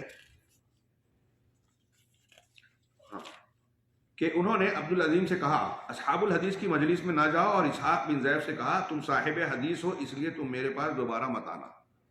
یہ ان کی علم دشمنی کا ملاحظہ کو کریں. اسی طرح یہ شافعی، یہ امام شافعی سے ہٹ کے کوئی دوسرے شافعی لگتے ہیں کہ جس نے کتابوں کے اندر سے فقہ حاصل کی اس نے احکام کو ضائع کر دیا. بعض سلف کہتے ہیں کتاب پڑھ کر شیخ بن جانا سب سے بڑی مصیبت ہے. ان تمام اقوال سے علم کی اہمیت کا پتہ چلتا ہے، اور یہ کہ اسے صحیح العقیدہ علماء کبار سے حاصل کرنا چاہیے، اور دعوت کا بہانہ بنا کر علم سے دور رہنا یہ شیطان کی وہ چال ہے جس میں وہ بہت سارے لوگوں کو پھنساتا ہے. اور عبادت میں مشغول ہو کر علم کو چھوڑ دینا غالی صوفیوں کا شیوا ہے، کیونکہ یہ کسی کے لیے جائز نہیں ہے کہ علماء کرام سے علم حاصل کیے بغیر دعوت و ارشاد کا کام کرے. اخوانی جماعت میں غور و فکر کرنے والا یہ دیکھے گا، ان کے معاملے میں اور منہج میں جو غور کرے گا وہ جانے گا کہ یہ بھی علم سے عجیب نفرت کرتے ہیں اور علماء کی مجلس سے بھاگتے ہیں. اگر کسی کی مجلس میں بیٹھتے بھی ہیں تو وہ انہی کی طرح حزبی ہوتا ہے. ایسا شخص جو حزبی مزاج کا ہے، بظاہر وہ عالم ہو، جسے حزبیت نے اندھا کر رکھا ہو، اور اخوانی جماعت کے اندر شرک و بدعت اور جن شرعی مخالفات کی بھرمار ہے، وہ سب اسی جہالت کی بنیاد پر ہے. جیسا کہ امام مالک رحمہ اللہ نے کہا کہ اگر وہ علم کی اتباع کرتے تو ایسا نہ کرتے. اللہ سے دعا ہے کہ وہ ہمیں علم نافع، عمل صالح اور قول و علم میں اخلاص عطا فرمائے. یہاں انہوں نے یہ ختم کیا، انہوں نے آخر میں دعا کی. یہ دعا نبی صلی اللہ علیہ وسلم کیا کرتے تھے. اللہ نے نبی کو سکھایا سورۃ طٰہٰ میں وَقُلْ رَبِّ زِدْنِی عِلْمًا. سید المرسلین جن کو علم اولین و آخرین دیا گیا، ان کو یہ دعا سکھائی کہ آپ یہ دعا کرتے رہیں کہ پروردگار میرے علم میں اضافہ فرما، زیادتی کر. سوچئے یہ صوفیہ اور یہ بدعتی، یہ لوگ کیا کہہ رہے ہیں؟ علم حاصل نہ کرو. یہ آگے اس میں جو امام شافعی کے اقوال اور اشعار گزرے ہیں جو ہم نے چھوڑ دیے، اس میں کہا کہ عالم آدمی کو یہ بیوقوف اور جاہل، عالم کو فقہا کو بیوقوف اور جاہل اپنی طرح سمجھتا ہے. جس طرح عالم جاہل کو سمجھتا ہے ویسے یہ اسے سمجھتا ہے، اور یہ علم کی تحقیر کرتے ہیں اور علماء کی تحقیر کرتے ہیں. اللہ تعالیٰ نے نبی کو سکھایا. نبی صلی اللہ علیہ وسلم کی دعاؤں میں کئی دعاؤں میں ملے گا اللہم انی اسألک علما نافعا، بلکہ وہ دعا جو آپ بہت مانگا کرتے ہیں اللہم انی اسألک الہدی والتقی والعفاف والغنی. عبد الرحمن بن ناصر السعدی کہتے ہیں کہ یہ جو ہدایت مانگی جا رہی ہے اصل میں یہ علم ہے. تو تقی شریعت پر عمل ہے، تو ہدا کیا ہے؟ شریعت کی صحیح سمجھ ہے. ہدایت تو شریعت کی صحیح سمجھ، صحیح علم ہے. اللہ تعالیٰ نے، اللہ کے رسول نے کہا من یرد اللہ بہ خیرا یفقہہ فی الدین. اللہ جس کے ساتھ خیر چاہتا ہے اسے دین کی سمجھ عطا کرتا ہے. علماء کی کتنی زبردست فضیلت ہے. اللہ نے کہا انما یخشی اللہ من عبادہ العلماء، جو جتنا عالم ہوگا اللہ سے اتنا ڈرنے والا. یہ علماء کی فضیلت کے لیے انتہائی بڑی بات ہے، کوئی معمولی بات نہیں ہے.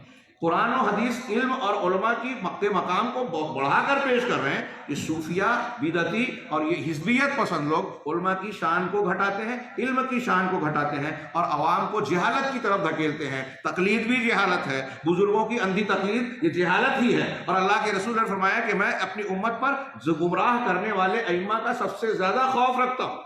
اب ایسے مناہج کے بانی جن کو کل آپ نے سنا کہ جو نئے منہج کی بنیاد ڈال رہے ہیں، تاسیس کر رہے ہیں، اور ایک تنظیم، ایک تحریک اور اہل سنت والجماعت سے ہٹ کر ایک باقاعدہ فکر اور منہج کو فروغ دے رہے ہیں، ان کے پیچھے چلنا، ان سے متاثر ہونا میرے بھائیوں بہت بڑی گمراہی ہے. اور یہ علم سے دوری کا صحیح دلائل سے ناواقفیت اور ناشنائی کا نتیجہ ہے. 14واں ملاحظہ انتہائی اختصار کے ساتھ کہ 14واں ملاحظہ یہ ہے کہ یہ لوگ اخوانی حضرات جو ہیں یہ ایسی کیسٹوں کو، جس وقت کتاب لکھی گئی ہوگی اس وقت یہ اشرطہ کہا، آج ڈی وی ڈی اور کیا کیا چیزیں نکل گئی ہیں موبائل پر اور دوسری چیزوں پر، یہ ایسی کیسٹوں کو تقسیم کرتے ہیں. ہم کہہ لیں کہ تقریروں کو، تحریروں کو جن سے حکومت نے منع کر دیا ہے، ہم جس حکومت میں رہ رہے ہیں اس نے منع کیا ہے کہ یہ تقریریں نشر نہ کی جائے، یہ نشر کرتے ہیں چوری چھپے، ہاں، اور انہیں خوب سنتے ہیں، جبکہ ان میں حکمرانوں کے عیوب کا اظہار ہوتا ہے، ان کی برائی ہوتی ہے، جس سے آپس میں اور رعایا اور حکومت کے درمیان بغض و حسد کا سامان پیدا ہوتا ہے، اور یہی حکمرانوں کی صریح نافرمانی ہے، یہ خارجیت ہے، ہاں، لوگوں کو بھڑکانا، ہاں، جو حضرت عثمان غنی کے خلاف عبداللہ بن سبا اور سوائے ٹولے نے پہلے کیا، اور بعد میں شہادت حسین تک کا واقعہ پیش آیا، اور پھر فتنوں کا دروازہ آگے کھلتا چلا گیا، جبکہ اللہ تعالیٰ فرماتا ہے یا ایھا الذین آمنوا اطیعوا اللہ واطیعوا الرسول واولی الامر منکم، اے ایمان والو اللہ کی اطاعت کرو اور رسول کی اطاعت کرو، اور تم میں جو اولو الامر ہیں، حکام اور علماء ہیں، دونوں تفسیر کی گئی، ان کی اطاعت کرو، قرآن و حدیث یا اللہ اور رسول کی اطاعت کے مطابقت میں، معروف کی قید کے ساتھ عمرہ کی سمع و طاعت کرنی ہے، یہ ہم نے پہلے پڑھ لیا ہے، اور یہ بات بالکل واضح ہے۔ میں نے جیسا کہ ابھی اشارہ کیا تھا کہ ہمارے یہاں بعض سلفی حضرات کے یہاں بھی یہ مزاج پایا جاتا ہے کہ وہ خفیہ میٹنگیں کر کے کچھ اس طرح کی باتیں اور تبصرے کرتے ہیں جو حکومت کے خلاف ہوتا ہے۔ میرے بھائیوں، میں نے عرض کیا کہ ہمارے یہاں ایک ماحول کریٹ کیجئے کہ سیاسی اور حکومتی سطح پر ہم کو بات کرنی ہی نہیں ہے، الا یہ کہ جہاں ضرورت ہو، اور اسلامی تعلیمات کے دائرے میں رہ کے۔ ہمارا وہ میدان نہیں ہے، ہماری وہ ذمہ داری نہیں ہے، ہمارا وہ کام ہی نہیں ہے، لہذا اہل ارباب حکومت کو ان کا کام کرنے دیا جائے اور ہمیں اپنا کام کرنا چاہیے۔ اگر وہاں کوئی خامی غلطی نظر آ رہی ہے تو اس کی اصلاح کا طریقہ شریعت نے بتایا، شیخ ابن باز کی تحریر قلم نے پڑھی کہ ان کو سمجھایا جائے، تنہائی میں بتایا جائے، لکھ کر پہنچایا جائے۔ آپ نے ان تک پہنچا دی بات، اپنی کوشش کر لی، تو اس کے بعد وہ مانے نہ مانے آپ نے اپنی ذمہ داری پوری کر دی۔ اس کے بعد لوگوں میں تبصرہ کرنا، ممبر پر بیان کرنا، سوشل میڈیا پر اس کو جو پھیلانا، یہ قطعی طور سے اسلام کی تعلیم کے خلاف ہے۔ 15واں ملاحظہ، حضر میں بھی اخوانیوں کے یہاں عمارت ہوتی ہے اور بہت ہی دقیق تنظیم ہوتی ہے، چنانچہ یہ اپنے ممبروں کو فیملی میں بانٹ دیتے ہیں، اور ہر فیملی کا، فیملی یعنی یونٹ کہہ لیجیے، ہاں، ہر فیملی کا ایک صدر یا امیر ہوتا ہے۔ کوئی امیر کی اجازت کے بغیر سفر نہیں کر سکتا، اگر بلا اجازت سفر کر لیا تو اسے سزا یا لعن طعن مل سکتی ہے۔ اس طرح کی حرکت یہ ایک ایسے ملک میں کرتے ہیں جہاں اللہ کی شریعت اور اس کی حدود کا نفاذ ہوتا ہے، یا مملکہ اور دوسرے مقامات پر۔ یہاں کتاب کی تحریر سے ہٹ کر میں اپنے الفاظ میں یہ پورا خلاصہ بیان کروں کہ یہ لوگ جو ہیں حکومتوں کے ہوتے ہوئے، ارباب یعنی مسلمانوں کا والی ہوتے ہوئے بھی اندرونی حکومت کے اندر حکومت، ان کے یہاں ایک تعبیر ہے کہ ایک بیعت قائم کرتے ہیں، ایک یونٹ بناتے ہیں، اور پھر تنظیمی ڈھانچہ تیار کرتے ہیں، یہ امیر ہے، یہ صدر ہے، اور امیر بنا سکتے ہیں۔ اور اگر آپ تنقید کریں گے تو یہ جواب دیں گے جو آپ کی کتاب میں بھی ہے کہ دیکھیے اللہ کے رسول صلی اللہ علیہ وسلم نے تو سفر میں بھی امیر بنانے کی تلقین کی ہے۔ حدیث میں ہے کہ اگر تم سفر میں ہو اور 3 لوگ ہوں تو ایک کو امیر بنا لو۔ تو کہتے ہیں کہ جب چھوٹے سفر کی یہ تلقین ہے، تعلیم ہے، تو یہ زندگی کا سفر تو بڑا ہے، اس میں ہم اپنا امیر بنا لیے، تو کیا ہم حدیث کی مخالفت کر رہے ہیں؟ تو کہا کہ یہ جو استدلال وہ کر رہے ہیں یہ کئی وجوہ سے انتہائی غلط ہے، چونکہ یہ قرآن حدیث سے ایک غلط دلیل دے کر اپنے غلط کام پر استدلال کرتے ہیں، لہذا اس کا جواب جو شیخ نے 4-5 نکات میں بیان کیا ہے اسے ملاحظہ فرمائے 3 نکات میں کہ یہ کئی وجوہات سے غلط ہے۔ پہلی بات تو یہ کہ اللہ شارع ہے اور اس کے رسول صلی اللہ علیہ وسلم اس کے مبلغ ہے، شریعت اللہ نے دی اور اسے پہنچایا رسول اللہ صلی اللہ علیہ وسلم نے۔ اب اللہ اور اس کے رسول کے سوا کسی کے لیے جائز نہیں کہ وہ اپنی طرف سے شریعت سازی کرے ایسی چیز میں جس کی اجازت اور اللہ اور رسول نے نہیں دی ہے۔ کلیئر بات ہے کہ آپ جو بیان کر رہے ہو، اللہ کے رسول نے تو سفر میں کہا، حضر میں آپ کہہ رہے ہو۔ ہاں، دوسری چیز، سفر اور حضر میں فرق واضح ہے۔ سفر اور حضر، آپ سفر میں اور اپنے گھر پر ہیں، اس کو حضر کہتے ہیں، اس کا فرق واضح ہے جسے ہر کوئی جانتا ہے۔ چنانچہ جو حضر میں ہوتے ہیں وہ امیر عام یعنی حاکم سے جڑے ہوتے ہیں۔ آپ اپنے گھر پہ ہیں تو امیر کے جو احکامات آپ کے بلدیاتی طور پہ، شہری اور سماجی طور پہ جو اس کے اصول و ضابطے اور قوانین ہیں وہ نافذ ہو رہے ہیں، آپ کو ان کو فالو کرنا ہے، ان کی اتباع کرنی ہے، سمع و طاعت کرنی ہے شریعت کے دائرے میں۔ اور اللہ کی شریعت ایسی بے وقوفانہ امور سے معاف کیجیے اوپر ہے کہ اس لیے ان کے لیے دوسرا امیر بنانا جائز نہیں جب آپ کا ایک امیر آپ کے شہر میں ہے، ورنہ انارکی اور ہڑبونگ یعنی اس کا ترجمہ کرنا چاہیے افراتفری پھیلے گی، اور اللہ کی شریعت ایسی بے وقوفانہ امور سے پاک ہے۔ جائے کہ ایسے امور کی اجازت دے، بلکہ ایسے امور کی اجازت دے، شریعت اس کی اجازت نہیں دیتی، ہاں، بلکہ اللہ کی شریعت حاکم کے خلاف خروج کو حرام کرتی ہے، گرچہ وہ حاکم فاسق و ظالم ہو۔ یہ بہت سی حدیثوں میں ہم نے پڑھا کہ اگر وہ ظلم بھی کر رہے ہیں، زکوٰۃ کے پیسوں کا بیت المال کا غلط تصرف کر رہے ہیں، تو تم ان کو اپنی زکوٰۃ دے دو، اللہ تمہارا حق تم نے ادا کیا کہ نہیں، یہ سوال تم سے کرے گا، بخاری مسلم کی حدیثوں میں مضمون آپ نے سنا ہے. ہاں، اور ان کا حق ان سے پوچھے گا کہ تم نے اپنی ذمہ داری اور امانت پوری کی کہ نہیں کی. ہاں، اس تعلق سے بہت سی احادیث موجود ہے. نمبر 3، شریعت میں امیر بنانے کا حکم صرف سفر کے ساتھ خاص ہے، ہاں، بلکہ اسی میں مشہور ہے، جیسا کہ اللہ کے رسول صلی اللہ علیہ وسلم کا ارشاد ہے، جب 3 آدمی سفر پر نکلے تو ایک کو امیر بنا لے. ابھی ہم آگے بڑھنے سے پہلے آپ کو ایک جملہ یہی کہوں، اللہ کے رسول صلی اللہ علیہ وسلم کی حدیث پر غور کیجئے. جب 3 آدمی سفر پر نکلے، اگر سفر کا امیر بنانا اور حضر کا امیر بنانا ایک جیسا ہوتا تو نبی کریم صلی اللہ علیہ وسلم سفر کی تلقین یا تخصیص کیوں کرتے؟ آپ یہ کہتے سفر میں ہو کہ حضر میں ہو اپنا ایک امیر بنا لیا کرو، کہیں بھی 5-7 آدمی 3-4 آدمی جمع ہو جاؤ. تو سفر کی تخصیص آگے اس کے حدیث کے اندر نکلنے کی شرط ہے کہ آپ، ہاں، کیا ہے، جب تم سفر کے لیے نکلو. ہاں، کہا گویا اگر سفر پر نہ نکلے تو امیر نہ بنائے. اسی طرح ابن عمر کی حدیث میں ہے کہ 3 آدمی اگر صحرا میں سفر پر ہو تو انہیں ایک امیر چن لینا چاہیے. علامہ البانی نے کہا کہ یہ حدیث مطابقت کی بنا پر صحیح ہے، اور اس حدیث سے واضح ہے کہ شارع نے امیر بنانے کی اجازت صرف سفر میں دی ہے. اب اگر کوئی اسے حضر میں امیر بنانے پر استدلال کرے تو وہ جاہل ہے اور اسے اللہ کی شریعت کا کوئی علم نہیں ہے.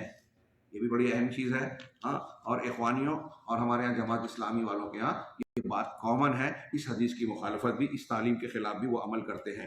16واں ملاحظہ، اور میں نے اشارہ کیا کہ بعض ناسمجھ اہل حدیث بھی اس دھارے میں کہیں کہیں بہہ نکلتے ہیں، انہیں اپنی اصلاح کرنی چاہیے. بلکہ ہم کہیں گے کہ ہمارے وہ بھائی جو اخوانیت اور جماعت اسلامی سے وابستہ ہیں وہ بھی قرآن و سنت کی طرف رجوع کریں اور صحیح منہج اختیار کریں. 16واں ملاحظہ، یہ ایسی کتابوں کو تقسیم کرتے ہیں جن کے اندر عقائد میں گمراہی اور ضلالت بھری ہوتی ہے. بلکہ مجھے یاد ہے کہ انہی کے ایک سرغنہ نے محاسبی کی کتاب التوہم کچھ لوگوں میں تقسیم کر دی، جس کے اندر صرف توہم پرستی اور خرافات بھرے ہوئے تھے. ہاں، امام ابو زرعہ رحمہ اللہ سے محاسبی کی کتابوں کے بارے میں پوچھا گیا تو کہا کہ محاسبی وہ شخص ہے جس نے عقائد کے بارے میں غلط، عہد اول کا ہے، امام احمد بن حنبل کے دور کا آدمی، ابھی آگے ذکر آ رہا ہے. امام احمد بن حنبل نے اس کی کتاب کا جواب دیا، رد کیا. یہ بھی سلف کا طریقہ ہے کہ عقائد و منہج میں کوئی اس طرح گمراہی پھیلائے تو اس کا رد کیا جائے، کھل کر رد کیا جائے. ان کتابوں سے دور رہو. ابو زرعہ رازی جن کا میں نے کل تذکرہ کیا تھا، وہ کہتے ہیں کہ ان کتابوں سے دور رہو. محاسبی کی کتاب کے بارے میں کہا یہ کتابیں گمراہیوں اور خرافات سے بھری ہوئی ہیں. یہاں میں اشارہ کروں گا اہل علم کا بھی یہ کام ہے، جیسے ہمارے سلف کرتے تھے کہ وہ لوگوں کو آگاہ کریں. دیکھو اس کتاب میں کو نہیں پڑھنا، ان لوگوں کے سے دور رہنا. ہماری خواتین جو ہیں مائیں بہنیں وہ بھی سن رہی ہیں، میں ان سے بھی کہوں گا اور آپ حضرات سے بھی کہ آج کل جیسے کتابوں سے زیادہ خطابات کا اور آن لائن بہت ساری چیزوں میں استفادہ کرنے کا دور چلا ہے. تو آپ اگر کسی کے خطاب کو سن رہے ہیں یا سن رہی ہیں، تو یہ دیکھ لیں کہ وہ صحیح منہج والا یا والی ہے یا نہیں. خطاب کرنے والی اگر اس کے منہج میں خرابی ہے، بگاڑ ہے، تو وہ بہت اچھی تقریر کرتا ہے، بہت شیریں بیان کرتا ہے، یہ کافی نہیں ہے. کل میں نے جیسے کہ کہا ڈاکٹر اسرار فلاں اور فلاں بڑی اچھی تقریر کرتے ہیں. اللہ تبارک و تعالیٰ نے منافقین کا ذکر کر کے کہا نا کہ وَإِن کیا ہے وَإِذَا رَأَيْتَهُمْ تَعْجِبُ يُعْجِبُكَ أَجْسَامُهُمْ وَإِن يَقُولُوا تَسْمَعْ لِقَوْلِهِمْ كَأَنَّهُمْ خُشُبٌ مُّسَنَّدَةٌ. اگر تم انہیں دیکھو گے تو ان کے جسم اور ظاہری شکل و صورت تم کو بڑی بھلی معلوم ہوگی، خوشنما لگے گی دیکھ کر، بڑے کیا باڈی ہے، کیا زبردست وہ ہے. اور اگر وہ بات کریں گے تو گویا تم ان کی بات کو بس سنتے رہو. کیا شیریں بیانی اور جادو بیانی ہے، تقریر بڑی اچھی کرتے ہیں. تو انہم خشب مسندہ، لیکن ان کی حقیقت حیثیت کیا ہے کہ گویا کہ وہ ٹیک لگائے ہوئے، اٹکائے ہوئے، دیواروں سے ٹکائے ہوئے بڑے بڑے کیا لکڑیوں کے چہتیر ہیں. یعنی بڑی ان کا قد دراز ہے، سب کچھ ہے، اور ملا کر ٹیک لگائے، مطلب عقل سوجھ بوجھ نہیں ہے. یہاں اللہ تبارک و تعالیٰ کے اس فرمان کی روشنی میں عبداللہ بن مسعود رضی اللہ عنہ کے قول یاد آ رہا ہے کہ تم اگر کافروں کو دیکھو گے تو ان کی شکل و صورت، جسم آپ کو بہت بھلا اور مضبوط معلوم ہوگا، باڈی بلڈر دکھیں گے، اچھے دکھیں گے، لیکن ان کا دل کمزور، بیمار اور مردہ ہوتا ہے. عبداللہ بن مسعود کی بات کو میں اپنے الفاظ میں نقل کر رہا ہوں. اور مومن کی حالت یہ ہوتی ہے کہ وہ جسمانی اعتبار سے کافروں کے مقابلے میں بظاہر کمزور نظر آتا ہے، لیکن اس کا دل مضبوط ہوتا ہے، ایمان والا ہوتا ہے. عبداللہ ابن مسعود کہتے ہیں، اس لیے ظاہر دیکھ کے متاثر نہیں ہونا، عبداللہ ابن مسعود آگے کہتے ہیں کہ اگر مومنوں کا جسم کافروں کی طرح مضبوط اور دل کمزور ہو جائے تو اللہ ایسے ایمان والوں کی اللہ کے پاس کوئی قدر اور کوئی وزن نہیں ہوگا، کوئی حیثیت نہیں ہوگی۔ اس لیے کوشش کیجئے کہ باطن اور حقیقت کو سدھاریں، اور باطن اور حقیقت کی بنیاد پر کسی سے تعلق قائم کریں۔ ہم باطن جانتے نہیں ہیں لیکن اس کے منہج اور عقیدے کیا ہے، اس سے یہ پتہ لگتا ہے کہ ہم اس کو ساتھی بنائیں یا نہ بنائیں، اس کی تقریریں دروس سنیں یا نہ سنیں۔ آن لائن کا دور زمانہ ہے، ہاں اگر ڈاکٹر اسرار، فرحت ہاشمی، فلاں اور فلاں ان کی تقریریں بہت اچھی ہو رہی ہیں، اچھے خطابات ہو رہے ہیں، تو اس کا یہ مطلب نہیں ہے کہ ان کا منہج درست ہے، اور جن کے منہج میں خرابی ہے ان کی اچھی تقریریں ہم سنیں ضروری نہیں ہے، بلکہ اہل علم نے عوام کو، عام لوگوں کو اس سے ڈرایا ہے، کیونکہ ایسا کرنے سے وہ غلطی میں پڑ سکتے ہیں۔ ان کی باتیں جب آپ کو اچھی لگیں گی، آپ سوچئے کہ وہ یہود و نصارہ اور غیر مسلموں کی مشابہت اختیار کرنے سے شریعت میں منع کیا گیا، اس کی بہت سی وجوہات اور علتیں بیان کرتے ہوئے علماء نے کہا کہ ظاہری طور سے اگر آپ اہل کفر کی مشابہت اختیار کرتے ہیں یا ان کی مجلسوں میں جاتے ہیں تو اندر سے آپ پر اس کے اثرات کا مرتب ہونا فطری بات ہے۔ جب ظاہر میں آپ نرمی برتو گے تو دل میں بھی نرمی آئے گی، ظاہر میں آپ ان کی کچھ خوبیوں کو دیکھو گے تو آپ کے ذہن و دماغ میں یہ آئے گا، شیطان یہ ڈالے گا کہ ارے ان کے ہاں تو اچھی بات بھی ہے، تو ان کی غلط کو بھی آپ اچھا سمجھنے لگو گے۔ یہ غیر محسوس طریقے پہ ایک ہدایت والا انسان گمراہی میں جاتا ہے، اور اس طریقے سے شبہات اور شہوات کے فطرے انسان کو گھیرتے ہیں۔ اسی لیے ہم کو دعا بھی سکھائی گئی کہ ہر نماز میں آپ اہدنا الصراط المستقیم مانگیں۔ اس کا مطلب یہ کہ ہر وقت ہمیں گمراہی کا ڈر ہے، اس لیے ہم کو ہدایت پر جمے رہنے کی دعا مانگتے رہنا چاہیے، اور دعا مانگنے کے ساتھ ساتھ کوشش بھی کرتے رہنا چاہیے۔ چنانچہ آگے یہ 2-3 اقوال میں پڑھنا چاہتا ہوں، غور سے سنیے کہ شیخ ابو ذرار رازی کہتے ہیں کہ تمہارے لیے دوسری کتابیں کافی ہیں، کہا گیا کہ ان کتابوں میں عبرت ہے۔ سن رہے ہیں آپ، امام ابو ذرا کہہ رہے ہیں کہ یہ کتابیں مت پڑھو، اس سے گمراہ ہو سکتے ہو، دوسری کتابیں کافی ہیں۔ تو ان سے یہ جواب دیا کہ ان کتابوں میں عبرت ہے۔ جیسے آپ یہ کہیں کہ بھائی آپ جن لوگوں کا نام لے کر کہہ رہے ہیں کہ ان کی تقریر مت سنو، ان کو لائک مت کرو، تو ان کے یہاں اچھی باتیں بھی ہوتی ہے۔ کل کے درس میں میں نے کہا کہ دنیا کا کوئی بھی گمراہ سے گمراہ شخص ہو، فرقہ ہو، جماعت ہو، مذہب ہو، ان کے یہاں کچھ نہ کچھ اچھائیاں تو ہوتی ہیں، اٹریکٹیو چیزیں ہوتی ہیں جس سے لوگ متاثر ہوتے ہیں، فریب کھاتے ہیں، کہہ رہے دیکھو ہمارے یہاں یہ خوبی ہے۔ تو چند خوبیوں کے ہونے سے ساری باتیں صحیح ہو گئی، یہ ضروری نہیں، یہی تو ہمارا امتحان ہے اور یہی تو دھوکہ ہے۔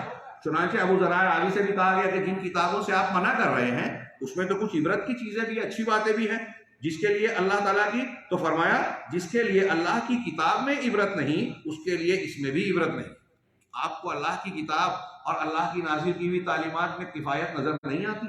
سنت اور اللہ کے نبی صلی اللہ علیہ وسلم کے صحابہ، ان کی تعلیمات اور طریقہ آپ کے لیے کافی نہیں ہے کہ آپ کو ادھر ادھر دیکھنے کی ضرورت پڑ رہی ہے؟ کس قدر لوگ بدعتوں کی طرف بھاگ رہے ہیں۔ ابو ذرا رازی کے قول کا یہ خلاصہ ہے۔ آگے ابو القاسم نصر آبادی نے کہا کہ مجھے پتا چلا کہ حارث محاسبی نے کسی چیز میں کلام کیا تو امام احمد نے اسے چھوڑ دیا۔ یہاں یہ بہت مختصر قول ہے، بعض دوسرے علماء نے اس قول یا اس بات کو دوسرے قالب میں بھی نقل کیا قدر تفصیل سے۔ امام احمد نے غصہ ہو کر اس پر ناراضگی کا اظہار کیا اور پھر اسے چھوڑ دیا۔ چنانچہ امام احمد کے اس رویے سے کیا نتیجہ نکلا؟ جب اس کا انتقال ہوا تو اس کے جنازے میں صرف 4 لوگوں نے شرکت کی، 4 لوگوں نے نماز جنازہ پڑھی۔ ہمیں بھی اہل باطل کے ساتھ یہ سلوک کرنا چاہیے۔ اب ہمارے درمیان سے کچھ احمق لوگ، بیوقوف لوگ اپنے آپ کو متوسع اور کشادگی والا بیان کرتے ہوئے اہل بدعت اور منحرف منہج والوں کی تائید کرتے ہیں، ان کا دفاع کرتے ہیں۔ جو لوگ رد کر رہے ہیں، جیسے ہم لوگ ابھی یہ بیان کر رہے ہیں، تو اس پر تنقید کرتے ہیں، ارے کیا ضرورت ہے؟ تو اس کو غلط قرار دے کر آپ ان کو طاقت دیتے ہو، ان کو شہرت دیتے ہو، ان کی تقریروں کو فارورڈ کر کے آپ ان کو زندہ کر رہے ہو۔ ہمارے نوجوانوں کو چاہیے کہ صحابہ کرام پر طعن و تشنیع کرنے والے، حدیثوں کا انکار کرنے والے، علماء کی تخفیف کرنے والے، خارجیت کو فروغ دینے والے جتنے مفکرین برادرز اور دوسرے لوگ ہیں جن کے خطابات اور تقریرات آتی ہیں، آپ تبصرے کے لیے بھی لوگوں میں فارورڈ نہ کریں۔ امام احمد بن حنبل کا یہ رویہ دیکھیے کہ بدعتی کو آپ گمنامی میں ڈال دیں لیکن آپ مشہور کرتے ہیں۔ آج میں دیکھتا ہوں کہ علماء کبار اور علماء ربانیین جن کی طرف اعتماد کرنا چاہیے ان کی باتوں کو فارورڈ کرنے والے کم ہیں، اور جو گمراہ ہیں ان کو کہتے ہیں ان کو دیکھا جائے۔ نتیجہ کیا نکلتا ہے؟ ان کے پاس ریکارڈ بنتا ہے کہ ہمارے سننے والے، ہمارے کیا فالوورز اتنے ہیں، اور علماء ربانیین کے آپ کو کم نظر آئیں گے۔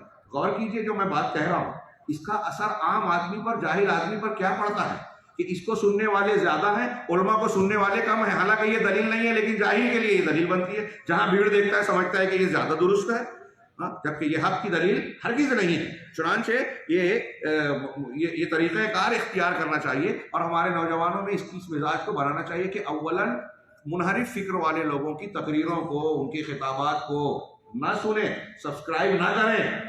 اور اگر کسی نے ان کی جو ہے باتوں کو جو ہے آپ کے پاس بھیجا ہے تو آپ ڈیلیٹ کر دیں، فارورڈ نہ کریں. لوگ سوال اس کے لیے کیا، اس کے لیے آپ اسی میں پریشان ہیں. قرآن و سنت کی تربیتی اور تعلیم اصلاحی چیزوں کو، علم کی چیزوں کو سیکھنے کے لیے آپ کے پاس اتنا وقت ہے. اگر آپ حقیقت میں علم حاصل کرنا چاہیں، اپنے آپ کو اونچا بنانا چاہتے ہیں، تو آپ کو کم پڑے گا وقت صحیح علم سیکھنے کے لیے. یہ جو بھنگ دھتورے اور بکواس قسم کی باتیں، الٹی سیدھی باتیں کر رہے ہیں آپ، ان کے بارے میں سوال کر رہے ہیں، ان کے بارے میں آپ کا کیا کہنا ہے، ان کے بارے میں جب علماء نے بیان کر دیا کہ وہ عالم نہیں ہے، وہ شریعت کے سلسلے میں مصدر اور مرجع کہلانے کے لائق نہیں ہے، تو ان کو چھوڑ دیجیے. جو کبار اور مستند علماء ہیں، جن کے بارے میں شک و شبے کی گنجائش نہیں ہے، آپ ان کے ساتھ جڑ جائیے. سیدھی سمپل بات ہے. لیکن ہمارے یہاں لوگوں کو جب تک کوئی جو ہے اچھل کود والا معاملہ نہ ہو، اٹھ پٹانگ والی بات نہ ہو، ایسا لگتا ہے مزہ نہیں آتا. یہ بگڑے ہوئے مزاج کی علامت ہے. ہمارے سلف کے ان منہج میں ہمارے لیے نمونہ ہے. امام احمد نے محاسبی کا جو معاملہ کیا، اس کا نتیجہ یہ نکلا کہ وہ گمنام ہو گیا، اپنی بدعتوں کے ساتھ دفن ہو گیا. 4 آدمی اس کے جنازے میں شریک ہوئے. اسی طرح اخوانی بعض ایسی کتابوں کو تقسیم کرتے ہیں جن سے علماء نے ڈرایا ہے. جیسے یہاں ان کتابوں کے نام کو دیکھیے: المنہج الحرکی فی السیرۃ النبویہ، سیرت نبوی میں تحریکی منہج. یہ قرآن کی آیتوں میں بھی تحریکی آیتیں نکالتے ہیں. اور الدعوۃ فریضۃ شرعیہ، یہ کتاب. ان دونوں کتابوں کو مشہور مصنف حسن سلمان نے اپنی کتاب کتب حذر منها العلماء، غور فرمائیں، یہ ایک کتاب ہی ہے جس میں یہ ایسی کتابوں کی ایک لمبی چوڑی فہرست پیش کی گئی ہے کہ یہ وہ کتابیں ہیں جس سے علماء نے منع کیا ہے، ڈرایا ہے. لیکن آج کی ہماری نسل کو پتہ چل جائے تو وہ قرآن، حدیث، بخاری، مسلم، ترمذی، امام احمد، ائمہ کرام کی کتابوں سے زیادہ ان کتابوں کو فارورڈ کریں گے. پھر کیا کہنا ہے اس کے بارے میں؟ ہر عالم سے پوچھیں گے الگ الگ، جس سے علماء نے منع کیا. تو وہ کتابیں جس سے علماء نے منع کیا، ان میں ان دونوں کتابوں کو درج کیا ہے. اسی طرح سے فی ظلال القرآن، قرآن کی تفسیر کے نام پر، قرآن کی تفسیر کے نام پر، ظاہر سی بات ہے ایک عام آدمی کو جب کہیں گے کہ قرآن کی تفسیر ہے، ہمارے ہندوستان پاکستان کے لوگوں کو آپ دیکھیں، غور کریں کہ ترجمہ قرآن کے ساتھ بھی اگر کوئی چیز حاشیے وشیے میں ہے تو ان کا مزاج یہ بنتا ہے کہ یہ بات قرآن میں ہے. تو ان کے نزدیک اس کا ایک اعتبار ہوتا ہے، ایک حیثیت ہوتی ہے. تو وہ یہ نہیں فرق کر پاتے کہ اللہ کا کلام اور ہے، اور شرح میں صاحب حاشیہ نے، صاحب تفسیر نے اپنی بات شامل کی ہے، وہ شریعت نہیں ہے. اور یہ گمراہی جو ہے وہ مستند ہو جاتی ہے عام آدمی اور جاہل آدمی کے نزدیک. تو فی ظلال القرآن میں بھی بڑے خرافات، بہت پوری کتابیں. شیخ ربی نے مستقل کتاب لکھی ہے سید قطب کی گمراہیوں پر، اغوا علی کیا ہے وہ سید قطب، افکار ہے سید قطب، پوری کتاب ہے. اور دوسرے بہت سارے علماء نے لکھا، توحید میں خلل، شرک کی بات، وحدت الوجود کی بات، اور لا الہ الا اللہ کی غلط تشریح، انبیاء کرام پر اعتراض، موسیٰ علیہ السلام پر اعتراض، حضرت یوسف علیہ السلام غالباً ان پر اعتراض، اور کئی نبیوں پر اعتراضات کیے، ان پر ایسا تبصرہ کیا گیا ہے جو کسی طریقے سے شان نبوت کے لائق نہیں ہے کہ ایک مسلمان اس طرح کی بات کہے. اس طرح انہوں نے تحریر میں فی ظلال القرآن میں لکھا. اور ایسی بہت ساری چیزیں، صحابہ کرام پر اعتراض، تمام مسلمانوں کی تکفیر. اب آپ اس کی تعریف بیان کریں عام آدمی کے سامنے، اس کا ترجمہ کر رہے ہیں. ہمارے ہندوستان میں اردو میں ترجمہ ہوا. اب قرآن کی ترجمہ اور تشریح کے نام پر کے بڑے شاندار لکھنے والے مفکر، دانشور اور فنا. اب اس سب سننے کے بعد جو لوگ اس تفسیر کو پڑھتے ہیں تو اس میں موجود جو منحرف گمراہی کی باتیں ہیں اس کو بھی دین سمجھ کر قبول کرتے ہیں. اور پھر اس کی مخالفت کرنے والے جو اہل حق علماء ہیں ان سے دشمنی مول لے لیتے ہیں. چنانچہ فی ظلال القرآن کہ جس کے اندر عقدی مخالفات بھری پڑی ہیں، یعنی عقیدے کی مخالفات بھری پڑی ہے، اس کے خلاف بہت سی کتابیں لکھی گئی ہیں جن کے اندر اس کی خامیوں کو دکھایا گیا ہے. اس کے علاوہ اور بہت سی کتابیں ہیں جن میں شرک و بدعت اور شرعی مخالفات بھری پڑی ہیں. اور ان اخوانیوں کے پاس ایسی کتابیں بھی پاؤ گے جن میں حکام کے خلاف باتیں بھری پڑی ہیں. یہاں انہوں نے فی ظلال القرآن کہا، میں کہتا ہوں کہ تفہیم القرآن اور جماعت اسلامی کے بہت سارے مواد جیسے خلافت و ملوکیت انہوں نے لکھی. آپ کہیں تو جماعت اسلامی والے اس کا دفاع کرتے ہوئے کہتے ہیں کہ ہم کہتے ہیں اس میں صحابہ پر تنقید. کہ کوئی بات نہیں، وہ تو ایسا ہے کہ ایم اے کے پرچے میں ایک سوال آیا تھا کہ خلافت، اللہ کے رسول صلی اللہ علیہ وسلم کے بعد جو خلافت چل رہی تھی وہ ملوکیت یعنی بادشاہت میں کیسے تبدیل ہوئی، تو مولانا مودودی صاحب نے اس کا جواب دینے کے لیے یہ کتاب لکھی ہے۔ تو ہم سوال کرتے ہیں کہ اس سوال کا جواب دینے کے لیے لکھی تو غلط جواب کیوں لکھا؟ صحیح جواب لکھنا چاہیے، وہ خود غلط تھے، اور یہی بات ہمارے حافظ صلاح الدین یوسف صاحب نے جواب دیا، خلافت و ملوکیت کی شرعی حیثیت مولانا مودودی صاحب کی زندگی میں لکھا، آج تک کر رہے ہیں۔ جماعت اسلامی والے اب یہ کہنے لگے ارے وہ ان سب چیزوں میں الجھنا نہیں چاہتے، تو کیا آپ نے اپنے خلاف لکھی گئی کسی کتاب کا جواب دیا ہی نہیں کہ ان سب چیزوں میں الجھنا نہیں چاہتے؟ اتنی کتابوں کا جواب دیا مگر اس کا نہیں دیا۔ تو اب وہ جو کتابیں پڑھتے ہیں، آپ دیکھیے حافظ صلاح الدین نے حاشیے میں ذکر کیا، میں نے خود ایک آدمی سے اپنے کانوں سے سنا مالیگاؤں میں، کہ جب سے میں نے وہ کتاب پڑھی، حضرت امیر معاویہ، حضرت عمرو بن عاص، حضرت مغیرہ بن شعبہ رضی اللہ عنہم، ان سب کے لیے آپ کہیے رضی اللہ عنہم، وہ کہتا ہے کہ جب سے میں نے یہ کتاب پڑھی، ان صحابہ کرام کو رضی اللہ عنہ یا رضی اللہ عنہم کہنے کا دل نہیں ہوتا۔ یہ میں نے بذات خود اپنے کان سے سنا، اور شیخ نے ذکر کیا کہ ایسے کئی لوگ ہیں، اور آج ہم دیکھ رہے ہیں اس کا ایک ایڈیشن پاکستان کا ایک انجینئر ہے، اور اس سے متاثر ہمارے کچھ ایسے نوجوان جو علم نہیں رکھتے، صحیح عقیدے کی تربیت نہیں ہوئی، اپنے آپ کو اہل حدیث سمجھنے لگے۔ اہل حدیث نہیں ہے وہ صحابہ کرام خاص طور سے امیر معاویہ پر نقد کرتے ہیں۔ ہندوستان کے ایسے کئی علماء پیدا ہو گئے ہیں، سلمان حسینی، ڈاکٹر اسرار اور فلاں اور فلاں، جو حدیثوں کا انکار، صحابہ پر تنقید کرتے ہیں۔ یہ اخوانی اور جماعت اسلامی کے منہج کا فطری نتیجہ ہے میرے بھائیوں۔ ان میں یہ جراثیم اور اس طرف جانے کی راہ ہموار کرنے کا بھرپور مواد ہے۔ کیا وجہ ہے کہ روافظ ان کو استعمال کرتے ہیں، دوستی کرتے ہیں؟ پہلے کھلی تھی، اب تھوڑی چھپی چھپی چلتی ہے۔ مرسی صاحب آتے ہیں مصر میں تو ان کا نمائندہ بار بار جو ہے وہ ایران کا دورہ کرتا ہے، اور اتنا ہی نہیں بلکہ انہوں نے کئی رافضیوں کو اپنے اندر اپنی جو ہے کیبنٹ میں جگہ دی، منسٹری دی۔ وہاں کی النور پارٹی جو سلفیوں کی پارٹی تھی، اس نے پہلے مخالفت کی، پھر نہیں مانا تو اپنے آپ کو علیحدہ کر لیا۔ تو پوری دنیا کے جماعت اسلامی والے یہ پروپیگنڈا کرنے لگے کہ دیکھیے مرسی کی حکومت اہل حدیثوں کی وجہ سے گری ہے، جبکہ یہ صحیح نہیں ہے۔ ان کے ہٹنے سے حکومت نہیں گری تھی، اس کی حکومت گرنے کے اسباب دوسرے ہیں۔ بہرحال آگے ہم پڑھتے ہیں کہ ان کتابوں سے منع کیا، انہی میں وہ کتابیں بھی شامل ہیں جنہیں یہ پھیلاتے ہیں، جن کے اندر سلفیوں پر حملہ کیا گیا ہوتا ہے۔ یہ ایسی کتابوں پر لے کر اڑ جاتے ہیں اور بڑے پیمانے پر پھیلاتے ہیں، جو اہل حدیث اور سلفیوں کے خلاف اس کو خوب پروپیگنڈا کرتے ہیں۔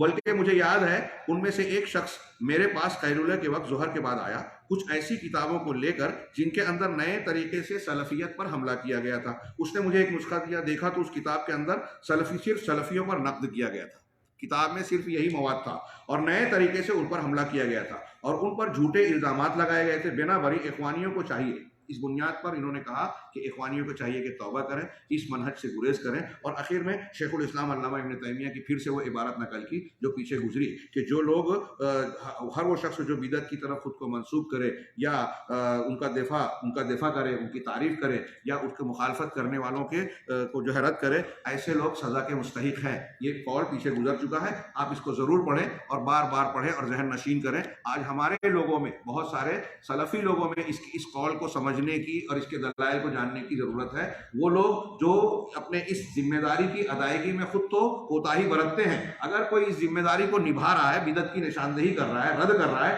تو یہ اہل بدعت کے مدافع اور ان کی طرف سے دفاع کرنے والے بن کے ہمارے لوگوں پر ہی، اہل حق کی پر تنقید کرتے ہیں، وہ چاہے سلفی گروہ سے ہو یا کسی اور گروہ سے۔ جو ایسا کرتا ہے وہ سزا کا مستحق ہے۔ آگے آپ اس قول کو ملاحظہ فرمائیں۔ 17واں ملاحظہ، جھوٹی قسمیں کھا کر تقیہ کرتے ہیں، اور یہ اخوانی منہج کی سب سے واضح نشانی ہے، کیونکہ یہ جھوٹ اور دھوکے پر قائم ہے، اور جس چیز کی بنیاد جھوٹ پر ہو وہ بہت جلد گر جاتی ہے۔ اس ضمن میں یہ صفت ان کے تعلق سے معروف ہے، وہ اپنی تقریروں میں حکمرانوں کی تعریف کرتے ہیں۔ غور سے سنیے، یہ اس سے پہلے تھوڑا سا تذکرہ میں کر چکا ہوں۔ حکمرانوں کی تعریف کرتے ہیں، لیکن اپنی خاص مجلسوں میں ان کی برائی اور ان پر نقد کرتے ہیں۔ میں مملکہ میں رہنے والا نہیں ہوں، میں ہندوستان میں رہتا ہوں، خبروں اور رسائل جرائد جو بھی ہمارے ذریعہ ہیں، روابط ہیں دوسری ذرائع، لیکن میں یہ جانتا ہوں کہ اس مملکہ میں آپ بھی جانتے ہوئے کسی حد تک اخوان المسلمین کے لوگوں نے پہلے اجازت مانگی، شاہ فیصل کے زمانے میں جو انہوں نے قیام کا وہ کیا، انہوں نے جو ہے شاہ فیصل رحمہ اللہ نے انسانی بنیاد پر ان کو اجازت دے دی. ہاں، اس سے پہلے انہوں نے مانگا تھا، آپ نے شاید شیخ نے ذکر کیا تھا کہ کہا کہ ہم اخوان المسلمین قائم کریں. ملک عبدالعزیز سے کہا تھا تو کہا کہ ہم سب اخوان ہیں، ہم سب مسلمین ہیں، کوئی ضرورت نہیں ہے. شیخ مختار صاحب نے اپنے پہلے خطاب میں اس کا ذکر کیا کہ شاہ فیصل رحمہ اللہ نے اس کی جو ہے اجازت دی. تو انہوں نے اس احسان کا بدلہ کیسے چکایا؟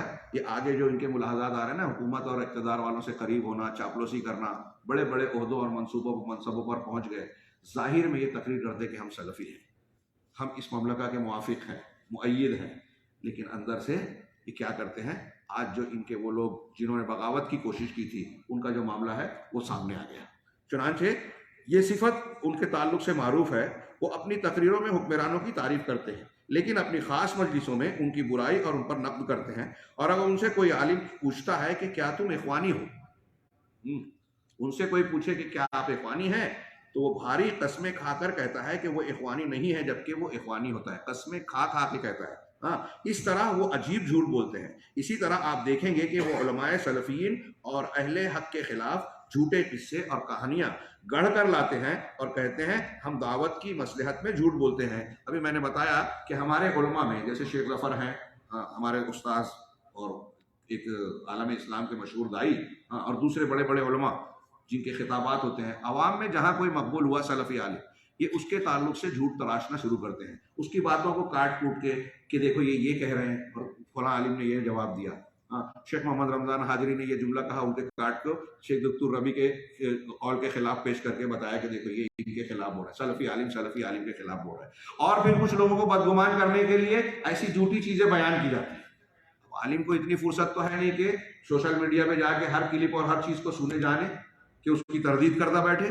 مجھے بتائیے کہ کیا جھوٹ کا سہارا لے کے کر کے بھی درس میں بات آئی تھی، کوئی شخص دین کی اور سچائی کی دعوت پیش کر سکتا ہے؟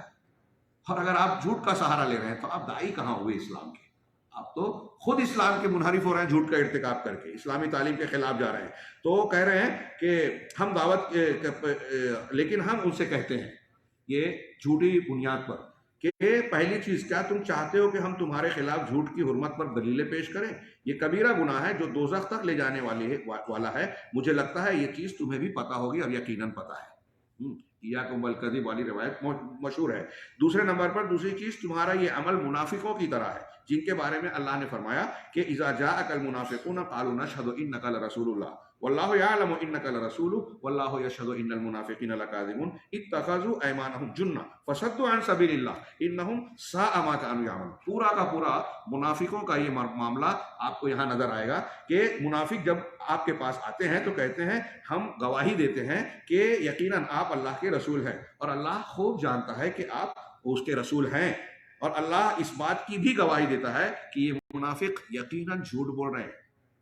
ہاں، بات صحیح ہے ان کی زبان سے لیکن دل میں نہیں ہے، اس لیے یہ جھوٹے ہیں. انہوں نے اپنی قسموں کو ڈھال بنا لیا ہے. دیکھیے قسم کھا کے ہمارے یہاں لوگ جھوٹ بولتے ہیں، دعوت کا کام کر رہے ہیں اور جھوٹ بول رہے ہیں، دعوت کا کام کر رہے ہیں، اور میں ایسا مانتا ہوں. ہاں، یہ دیکھیے غور سے کہ ہم دیکھتے ہیں یہاں ہمارے یہاں صوفیہ ہیں، تبلیغی جماعت کے لوگ ہیں، اور دوسرے لوگ یہ قسمت، یہ لوگ جھوٹی حدیثیں بیان کرنے میں بھی نہیں ڈرتے، جبکہ اللہ کے رسول صلی اللہ علیہ وسلم کا واضح ارشاد ہے کہ جو جان بوجھ کر جھوٹی حدیث بیان کرے، میری طرف جھوٹ کی نسبت کرے، وہ اپنا ٹھکانہ جہنم بنائے. تو کہتے ہیں کہ ہم تھوڑی جانتے ہیں، تو علماء جانتے ہیں، جب آپ کو نہیں معلوم ہے تو بیان کیوں کرتے ہو؟ دوسری حدیث یہ بھی ہے کہ آدمی کے جھوٹا ہونے کے لیے کافی ہے کہ ہر سنی سنائی بات کو بیان کرے بغیر تحقیق کے. یہ بھی غلط ہے. تو دونوں طرف سے آپ نہیں بچنے والے. تو جو شریعت کے احکام، حلال حرام، حدیثوں کے انتصاب میں جھوٹ بیان سے کام لے لیتے ہیں، تو دنیاوی امور میں جھوٹ سے کام لینا ان کے لیے کوئی بعید نہیں ہے. لیکن ایک بات کا اس سے پتہ چلتا ہے، جو لوگ ان سے متاثر ہیں، ہماری مائیں بہنیں ہوں، بھائی ہوں، نوجوان ہوں، غور کریں کہ جو لوگ جھوٹ سے کام لینے کو روا سمجھتے ہوں، ان کا مقصد آخرت اللہ کی خوشنودی کیسے ہو سکتا ہے؟ سوال ہی پیدا نہیں ہوتا. ان سے متاثر ہونے کا کہاں سے جو ہے گنجائش بنتی ہے؟ وہ تو جھوٹ سے کام لے کر جو لیتا ہے، اس سے اس بات کا پتہ چلتا ہے کہ وہ شاید دنیا کے مقاصد اور مصلحتوں کا خواہاں ہے.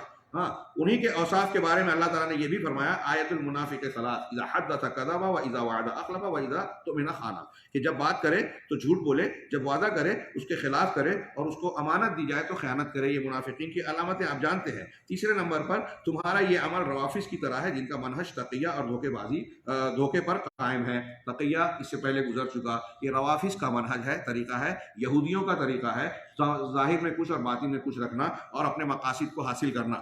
اور اس میں کوئی تعجب نہیں، کیونکہ اخوانی رہنما شیعہ سنیوں کے درمیان تقارب اور اتحاد کی کوشش کرتے رہے ہیں۔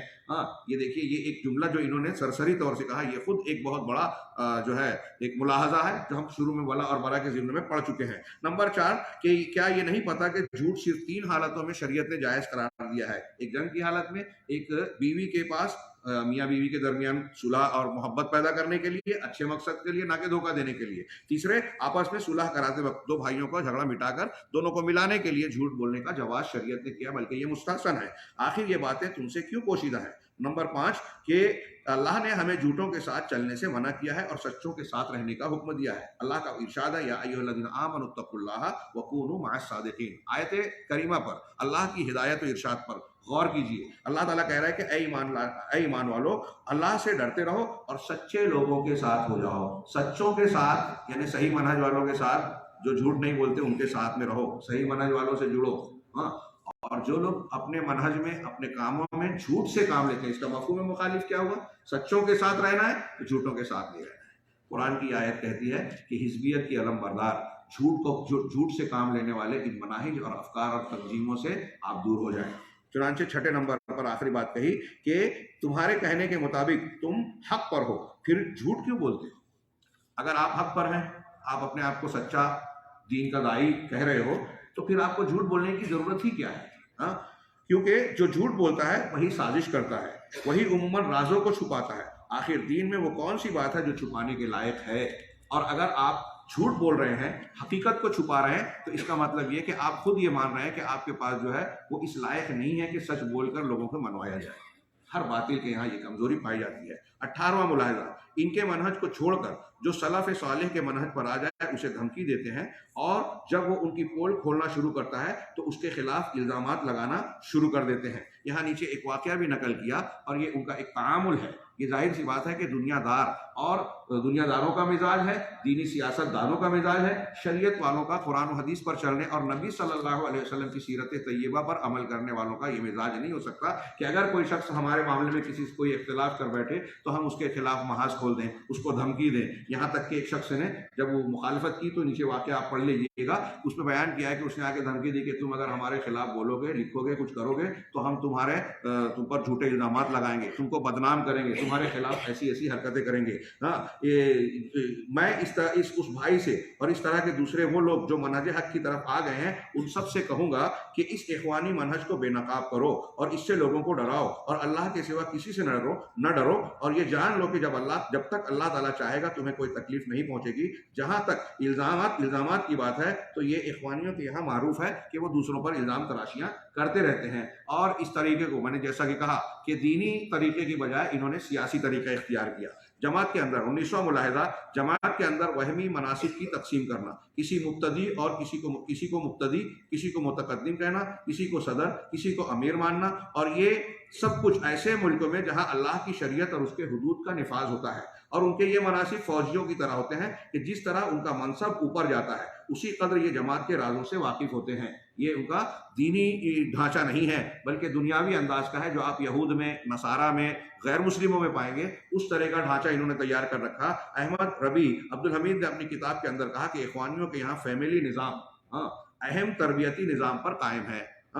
یہ ایک یونٹ ہوتی ہے جو 10 افراد پر مشتمل ہوتی ہے۔ ہر فیملی کا ایک ذمہ دار ہوتا ہے جو ذیلی قیادت کے سامنے جواب دہ ہوتا ہے۔ یہ پورا آپ پڑھ لیجئے گا۔ ان کا جو یہ سسٹم ہے یہ قرآن و سنت کی بجائے جدید افکار و نظریات سے لیا ہوا ہے، دوسری حکومتوں اور قوانین سے لیا ہوا ہے، جبکہ مسلمانوں پر یہ زور دیتے ہیں کہ ہر معاملے میں جو ہے اللہ کے نازل شدہ دین کے مطابق معاملہ کیا جائے۔ اسلامی حکومت، ابھی آگے ایک ملاحظہ آئے گا، قائم کرنا ان کے نزدیک اہم ہے۔ اسلامی حکومت قائم کرنے کے لیے یہود و نصارہ کی سیاست کو اختیار کرتے ہیں، ووٹ دینے والی بات کرتے ہیں، جمہوریت کی بات کرتے ہیں جو اسلام سے تعلق نہیں رکھتی۔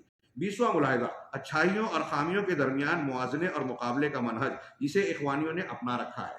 چنانچہ اگر کوئی ان کے عقدی یا منہجی خامیوں کو واضح کرتا ہے تو یہ کہنے لگتے ہیں خامیوں کے ساتھ اچھائیوں کو بھی بیان کرنا چاہیے. ہاں، یہ بہت اہمیت کی حامل دعوت و تبلیغ میں بات ہے. اگر ایک اہل حدیث کسی بدعتی کی بدعت کو، کسی گمراہی کو بیان کرتا ہے تو کہتے ہیں ارے اس کے اندر اچھائیاں بھی تو ہیں نا. امام احمد بن حنبل رحمہ اللہ سے سوال کیا گیا کہ آپ بدعتیوں کا اتنا شدید رد کرتے ہیں، ان کے اندر خوبیاں بھی تو ہیں، اسے کیوں نہیں بیان کرتے؟ تو امام احمد نے کہا کہ ہم کو اس کا مکلف نہیں کیا گیا کہ ہم لوگوں کی نیکیاں بیان کریں، لیکن اس کا مکلف کیا گیا ہے کہ اگر کسی کے اندر بدعت ہے، انحراف ہے، خامی ہے تو اس کی نشاندہی کریں تاکہ لوگ اس سے محفوظ رہیں. یہ میں نے اپنے الفاظ میں ان کا قول بیان کیا. یہی بات آگے سوال و جواب میں آ رہی ہے. اس تعلق سے شیخ ابن باز رحمہ اللہ سے سوال کیا گیا. کچھ لوگ ایسے ہیں جو موازنے کی بات کرتے ہیں، یعنی جب آپ کسی بدعتی پر نقد اور تنقید کریں تو ایسی صورت میں ضروری ہے کہ اس کی اچھائیوں کو بھی بیان کر دیں تاکہ اس پر ظلم نہ ہو. تو جواب دیا شیخ علامہ رحمہ اللہ نے کہ اس پر آپ نے جواب دیا نہیں، یہ ضروری نہیں ہے، اس لیے کہ جب آپ اہل سنت کی کتابیں پڑھیں گے تو صرف تحذیر پائیں گے بدعتیوں کے تعلق سے. ہاں، آپ امام بخاری کی کتاب خلق و افعال العباد، عبداللہ بن احمد کی کتاب السنہ اور ابن خزیمہ کی کتاب التوحید، اسی طرح امام عثمان ابن سعید دارمی، سنن دارمی والے، ان کی اہل بدعت پر تردید وغیرہ جنہیں ان کے باطل سے دور رہنے کے لیے پیش کیا جاتا ہے، یعنی یہ پڑھیں. چنانچہ یہی مقصود ان کی اچھائیوں کو، یہی مقصود ہے ان کی اچھائیوں کو گنانا نہیں. یہاں تھوڑی سی عبارت میں ایک آدھ لفظ چھوٹا ہوا ہے. ہاں، یہ دیکھیے کہ ہمارے سلف کا شیخ بیان کر رہے ہیں شیخ ابن باز کہ ہمارے اسلاف نے یہ جو کتابیں لکھی تو بدعتیوں کا رد کیا، اس میں یہ نہیں بتایا کہ ان کے اندر یہ خوبیاں ہیں. ہاں، ابھی جو میں نے پیچھے کہا کہ نوجوانوں کو، ہماری ماؤں بہنوں کو اس کا اچھی طرح لحاظ کرنا چاہیے، یہ دھیان دیجیے. اگر کوئی بہت اچھی تقریر کر رہا ہے، کوئی ڈاکٹر ہے، کوئی فلاں ہے بہت اچھی تقریر کر رہا ہے، لیکن اس کے یہاں بدعت ہے، انحراف ہے، تو ہم اس کی بدعت کو اجاگر کریں گے. اگر آپ اچھائیوں کو اجاگر کرنے لگے تو جاہل آدمی اچھائیوں کی بنیاد پر اس کی طرف رغبت لے گا، اس کی تقریر، اس کی تحریر کو پڑھے گا، سنے گا، اور نتیجے میں اس کی اچھائیوں کے ساتھ اس کی غلطیوں کو قبول کرے گا. اس کا اندازہ لوگ نہیں لگا پاتے، اور یہی مقصود ہے ہمارا. چنانچہ شیخ کہہ رہے ہیں کہ چنانچہ یہاں مقصود ان کی اچھائیوں کو گنانا نہیں ہے بلکہ ان کے باطل سے ڈرانا ہوتا ہے. ان کی اچھائیوں کی کوئی قیمت نہیں ہوتی. ہاں، ان کی بدعتوں سے ان کی اچھائیاں بھی مٹ جاتی ہیں. جب بدعت اور انحراف شریعت کے خلاف اختیار کیا تو ان کی اچھائیاں مٹ جاتی ہیں. اگر بدعت مکفرہ ہو، بدعت ایسی بدعت جو کفر تک پہنچائے، شرک تک پہنچائے، یہ بدعت ہوگی تو ان کی ساری نیکیاں ضائع ہو گئی. اور اگر اس سے کم درجے کی بدعت بھی ہے اور اگر بدعت مکفرہ نہ بھی ہو تب بھی وہ خطرے میں رہتا ہے، اور اگر آپ اس کی تعریف کرو گے تو دوسرے بھی خطرے میں آ جاتے ہیں. ہاں، اس لیے یہاں مقصود خامیوں کو بیان کرنا ہوتا ہے. اس لیے شیخ کی بات پر عمل کرو اور باطل میں اڑے مت رہو. یہاں شیخ نے اتنا ہی لکھا، جبکہ میں ایسا سمجھتا ہوں کہ اس سلسلے میں اگر آپ سلف کے اقوال پر صرف غور کرو گے، صحابہ، تابعین، تبع تابعین، محدثین اس سلسلے میں بہت سختی برتتے تھے کہ اگر آپ کے اندر امام عبداللہ بن زبیر حمیدی، امام بخاری کے استاذ، ان کا ایک قول بیان کر کے اگلے ملاحظے میں جاتے ہیں. وہ کہتے ہیں کہ کفار و مشرکین سے جہاد کرنے سے زیادہ اہم اور افضل جہاد بدعتیوں سے جہاد کرنا ہے. وجہ انہوں نے بیان کی، اس لیے کہ کفار و مشرکین کو اگر تسلط حاصل ہو جائے ہم پر تو وہ دین میں تبدیلی نہیں کریں گے، دین کو خراب نہیں کریں گے براہ راست. اور اگر وہ کوشش کریں گے تو مسلمان چوکن ہو جائے گا، کافر ہے، ہمارے دین میں مداخلت کر رہا ہے. لیکن اگر بدعتی کو قوت مل جائے، آپ دیکھ لیجئے بدعتی ملکوں میں، تو یہ بدعتوں کی سرپرستی کر کے بدعتوں کو اسلام بنا دیں گے. ترکی، ایران اور ایسے مقامات پر آپ دیکھیے تصوف کو، بدعات، خرافات کو، رافضیت کو جس طرح حکومت کی سرپرستی حاصل ہے اور فروغ مل رہا ہے، اس کا یہ نتیجہ ہے ہمارے اخوانیوں پر اس کے اثرات ہیں. تو یہ آپ دیکھیں گے کہ ہمارے اسلاف اس سلسلے میں بہت سخت ہے اور ہمارے لوگ اتنے ہی نرم ہیں. اس کی وجہ سے اگر یہ کام چھوڑ دیا جائے، بدعتوں کا رد چھوڑ دیا جائے، تو صحیح غلط، سنت اور بدعت خلط ملط ہو جائیں گے. عام آدمی کو پتہ ہی نہیں چلے گا کہ اصلی اسلام کیا ہے. ٹائم ہاں، ایک دو ملاحظہ اور ہو سکتا ہے انشاءاللہ. ہاں، 21واں ملاحظہ، دھرنا دینا اور مظاہرہ کرنا اور اسے دعوت کے لیے طاقتور اسلوب سمجھنا، جبکہ نئی چیز ہے جو کافروں سے لی گئی ہے. وقت بہت مختصر ہے اور یہ ملاحظہ بہت اہم ہے، اور اس پر مختلف جگہوں پر سوالات اٹھتے ہیں، لوگ بحثیں کرتے ہیں کہ مظاہرے میں کیا ہے. ہم ہندوستان میں بھی کل ایک صاحب سوال کر رہے تھے کہ وہاں ہم نے دمام میں کیا تھا کہ اگر ہندوستان میں رہتے ہیں ایسا معاملہ ہے تو مظاہرات کرنا اور یہ کرنا، یہ تو ضرورت ہے. ہاں، وہاں تفصیلی طور پہ بعض حالات میں ہم بیان کر سکتے ہیں، لیکن یہاں جو نیچے معروضات پیش کی گئی ہے یہ ایک دو اقوال میں آپ زیادہ غور کریں۔ اس پر باقاعدہ عرب علماء نے، آج بہت سارے علماء نے کتابیں، کتابچے لکھے ہیں، رسالے لکھے ہیں اور سوال و جواب میں اس کا جواب دیا، جس میں سے ایک جواب یہاں منقول ہے شیخ ابن باز کا۔ شیخ ابن باز رحمہ اللہ اس خطرے کو واضح کرتے ہوئے بیان کرتے ہیں کہ مظاہرے خواہ عورتوں کے ہوں یا مردوں کے، ان سے کچھ علاج ہونے والا نہیں ہے، ان سے صرف شرور و فتن کے دروازے کھلیں گے، کسی پر ظلم ہوگا تو کسی پر ناحق زیادتی ہوگی، ایسے مواقع پر شرعی اسباب اپنانا چاہیے۔ علامہ ابن باز کا یہ جو دو جملہ ہے، سعودی عرب میں رہتے ہوئے ہمارے امام ابن باز رحمہ اللہ جو نابینا تھے، اتنی پتے کی، اتنی گہری، اتنی زبردست بات کہی جو آج آپ پورے دنیا میں مشاہدہ کر سکتے ہیں، اور اچھے اچھے دانشور جو دانشور بنتے ہیں وہ اس حماقت میں مبتلا نظر آتے ہیں۔ ہاں، ان کے یہاں بھی مظاہرے ہیں، چیخ پکار، آپ دیکھیے ہندوستان میں خاص طور سے مظاہروں سے مسلمانوں کو نقصان ہی پہنچا ہے۔ آپ مظاہرہ نکالیں، ایک پتھر آیا، فساد ہو گیا، نقصان کس کا ہوا؟ مرے بھی یہ، زخمی ہوئے یہ، ان کی جائیدادوں کو برباد کیا گیا، دکانوں کو جلایا گیا، اور پھر جو دوسرے معاملات ہوئے وہ الگ نقصانات، پھر الزام بھی انہی پہ کہ انہوں نے شروع کیا۔ اور یہ دوسروں کا آسان سا طریقہ ہے کہ جہاں جلوس جلسے مظاہرے ہوں وہاں آسانی سے بھیڑ کو آپ کنٹرول نہیں کر سکتے، اور یہ شرعی طریقہ نہیں ہے۔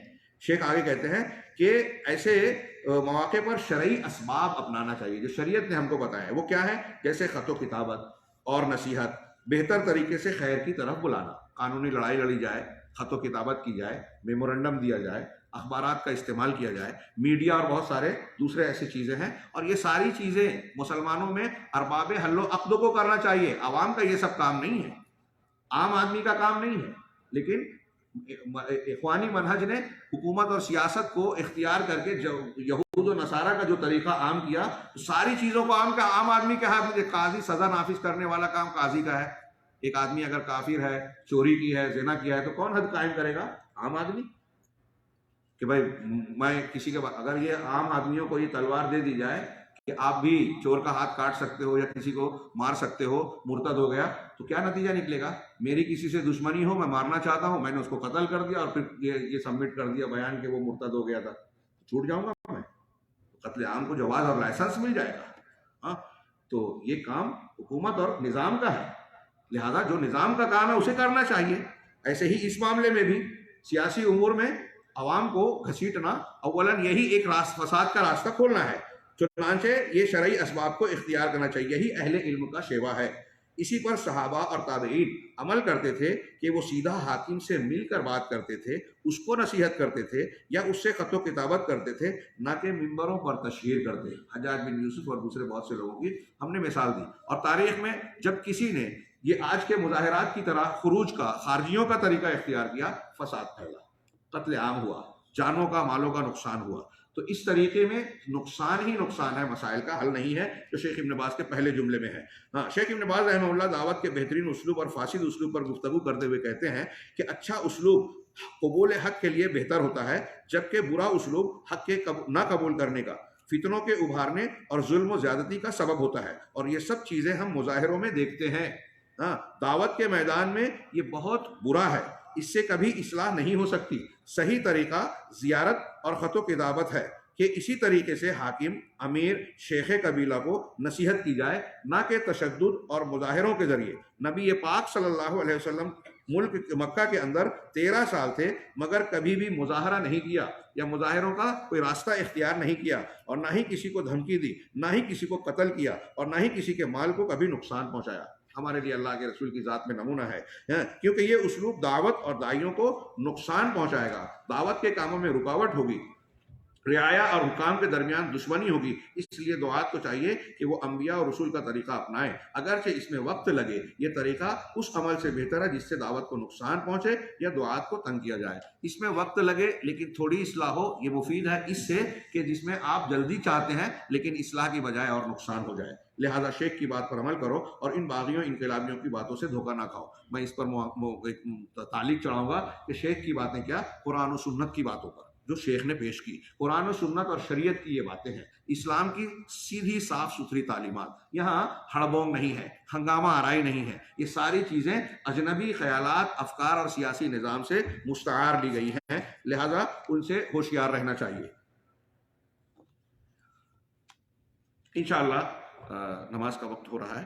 ہم لوگ اس پر اکتفا کرتے ہوئے یہ 22ویں ملاحظے سے نماز کے بعد والی مجلس میں گفتگو کریں گے. اللہ تعالیٰ ہمیں خیر کی توفیق دے. وآخر دعوانا الحمدللہ صلی اللہ علیہ وسلم.